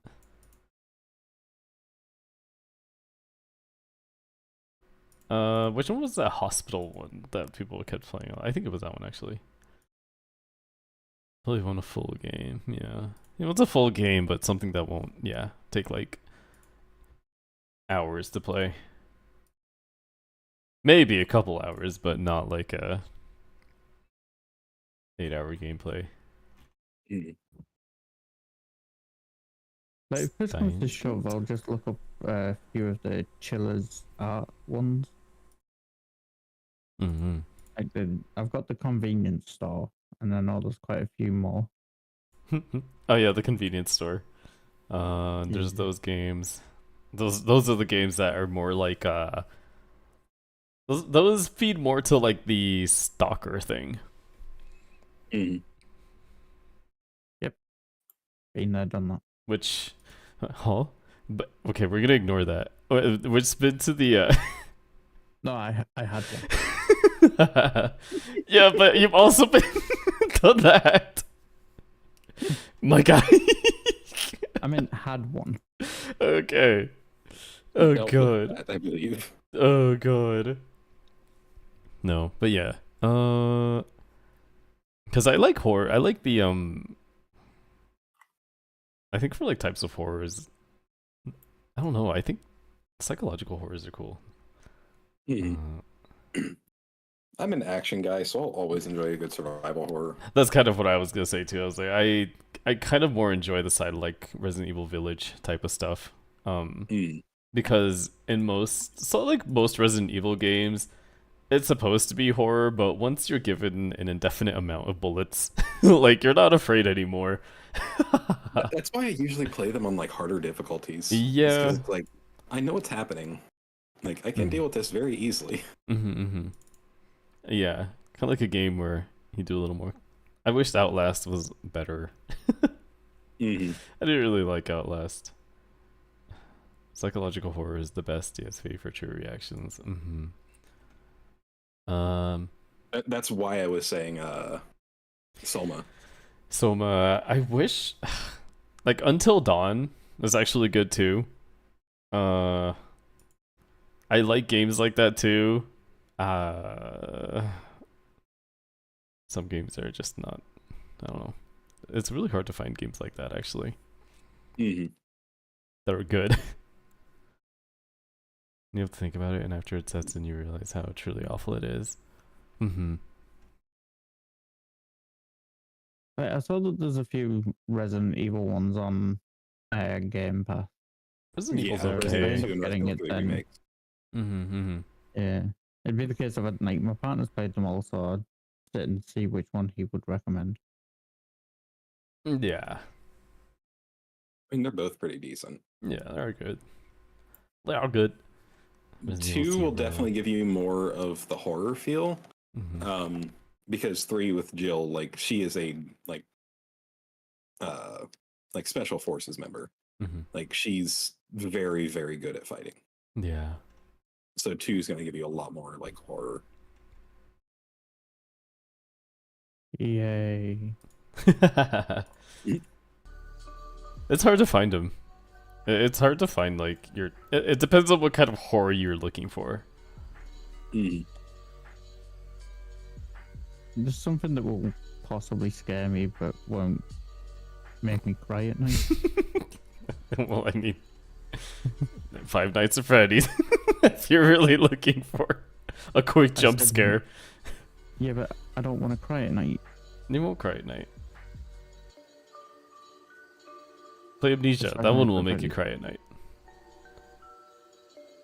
Okay, I'm not playing that. Amnesia's kind of more of just like freaky, eerie. You're in the quiet. I don't know. There's a lot of ones. Forest, deep sleep. You just play a date and sim. That sounds like dark hour. Nothing Like says a horror. horrible time. A spooky dating sim. Supermarket simulator. Look for like a food service simulator. Anything customer service. Yeah. I mean, you already play Supermarket Simulator. True. True, but like I get to throw boxes at people. That's not very scary. Slime Rancher is pretty scary. Sometimes your slimes turn evil and they absorb your other slimes. Honestly, when I first played Slime Rancher 2, it did kind of piss me off because slimes were getting out of the cages. I was like, excuse me. And then they all ended up transforming, and I was like, what the hell is going on? So I had to start again. Oh god. Don't worry, you can join me for Left 4 Dead. Yeah. Mm-hmm. I think I have Left that. 4 Dead. Left 4 Dead 2? You could join us if you have Left 4 Dead. Left 4 Dead 2 is really cheap. Yeah, it's like $5. Yeah, I have both because at some point I noticed that they were both on sale for like less than £1. Yeah, you can join us in that. I'll get them. Mm-hmm. I'm planning on The only playing thing it is- this upcoming week. The only thing is you don't need Left 4 Dead 1 because all the levels for Left 4 Dead 1 are in Left 4 Dead 2, and you can actually access mods with it. So, Mm-hmm. It's pretty fun. I've got both anyway because, like I say, it was a package bundle that was like I think 92 pence, so less than $1. And I was like, I'll get it. Mm-hmm. I think it was after I like kind of joined this group that I noticed it. I think, which I think is why a few of you got it. Yeah. I've had it for years. Yeah, I've had it for a long time too. and that's excluding console too. Yeah, because I had it back on I think the 360. Mm-hmm. So fun. It was such a good game. Mm-hmm. It still is. It still is. There's a reason why it still lives. Mm-hmm. I think I played it on PlayStation because of the co-op. Ah, fair enough. Actually, is there a way to see when you bought it? Actually, we'll have to get going pretty soon, so I think we'll try to end off here. I didn't expect to watch SCP the entire time, but hey, fuck it. I fucking love SCP, dude. God. Mm-hmm. Don't worry, guys. SCP will be back tomorrow. I have updated the bot thing a little more. Oh, good. I think I've only added like 4 more things. So that was about it. Maybe this time it'll work. If you keep adding Dude, more SCP look. stuff, we're gonna have to start removing some of the like outfit ones. Well, the thing is, like, I'm gonna have to remove I'm gonna have to probably remove some of the Zen list stuff. Yes. Because that coat rack is crazy. Yeah. I don't know what's happening with that, but I'm gonna try and figure it out later. Did you update the code? No, I am still gonna look through it first because I'm going through the configurations to see what else I have to do before I have to fucking do one thing and then tell everybody to do it themselves. But yeah. Try Bell, hello. Thank you for the first time chat. You were just in time for ending. Woo! I'm gonna go have nightmares now. Yay. Dude, I'm telling you, dude, you gotta look at more of the SCP stuff. They're so cool. Like, I think... no, they just get really interesting, especially the story ones. Like, Ouroboros Cycle, the Until the Day Breaks, even the one that Killian was talking about, The Flesh That Hates. Like, they just have really cool story lore. It's really cool. I think you'd like it. Yeah, it just sounds like nightmare fuel. Some of it is. Nah, it's just a bunch of people like, dude. It's like Zarfot said earlier, it's just a big project for everyone. Yeah, it's a big creative writing project. That's literally all it is. That's why there were so many videos to like how, like, hey, what would happen if, you know, such and such, you know, this SCP fights this SCP. There's just one with like the Plague Doctor, you know, going against the Shy Guy. And like I hinted at earlier, it's basically just a collective of people that need to seek therapy. Nah, therapy is the SCP. You need therapy. We gotta get these deranged thoughts out of our minds. Oh my god. I have Alrighty. just thought, like, I'm sat trying to think of like horror games. I could just play Left 4 Dead 1. Left 4 Dead 1's okay. Well, no, I don't want to say okay. Left 4 Dead is fun.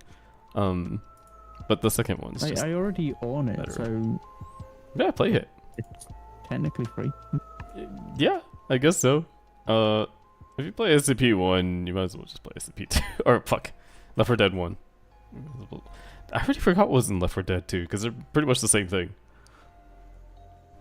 What do you mean? What's in it? Just zombies. Zombies. Like, 'Cause if I remember right, like the tank wasn't in Left 4 Dead 1. yeah, I was gonna say, I was like, I remember the witch, tank. I feel like a lot of them are still there, though. I think they only No, added like all- one or all two, the right? creatures, all the creatures from Left 4 Dead 1 are in Left 4 Dead 2. Yeah. I'm thinking that there were a couple that they... Like Mm. I said, I don't think the tank was in the original Left 4 Dead. Mm-hmm. I don't remember for sure. Right. Can't remember. Anyway, I'll return some of your guys' points because I don't have Mix It Up on this character. Alright. But that's about it. It's time for me to end. I have to get going. Mhm. Thank you guys for joining me, and thanks for learning, Cynic. Thank you all for watching. Thank you everybody so much for watching. Like, Thanks comment, for and traumatizing me. subscribe. Dude, we did Trump. Dude, we were tame on you today. Yeah, like I said, there's much worse. Oh, there are infinitely sorry, but worse. The slime one was the worst. Dude, hey, don't be mad at him just because. Listen, he loves everyone.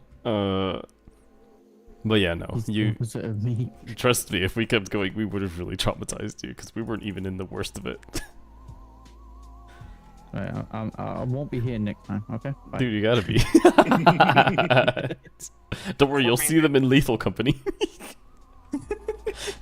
I think I'm gonna be ill tomorrow. I might not be able to attend. No way.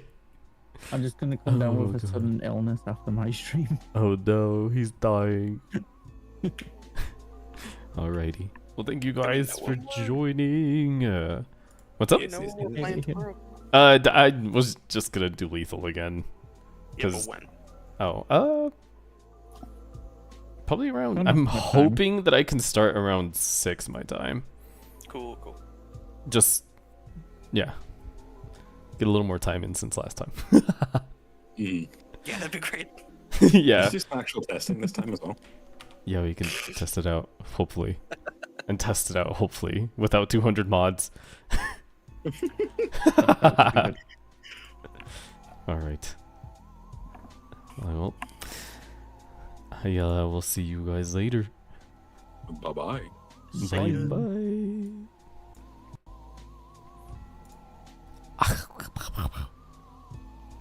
Oh wait, I can test this out now. Where is it? Let me see. Where's this thing?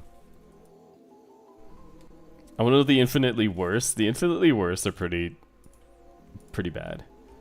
So that's what this looks like. Interesting. Haha, it's a cat. Arr. Oh, it doesn't have a tongue. How unfortunate. Alright. Anyway, now that I have morphed into a cat, I will take my leave.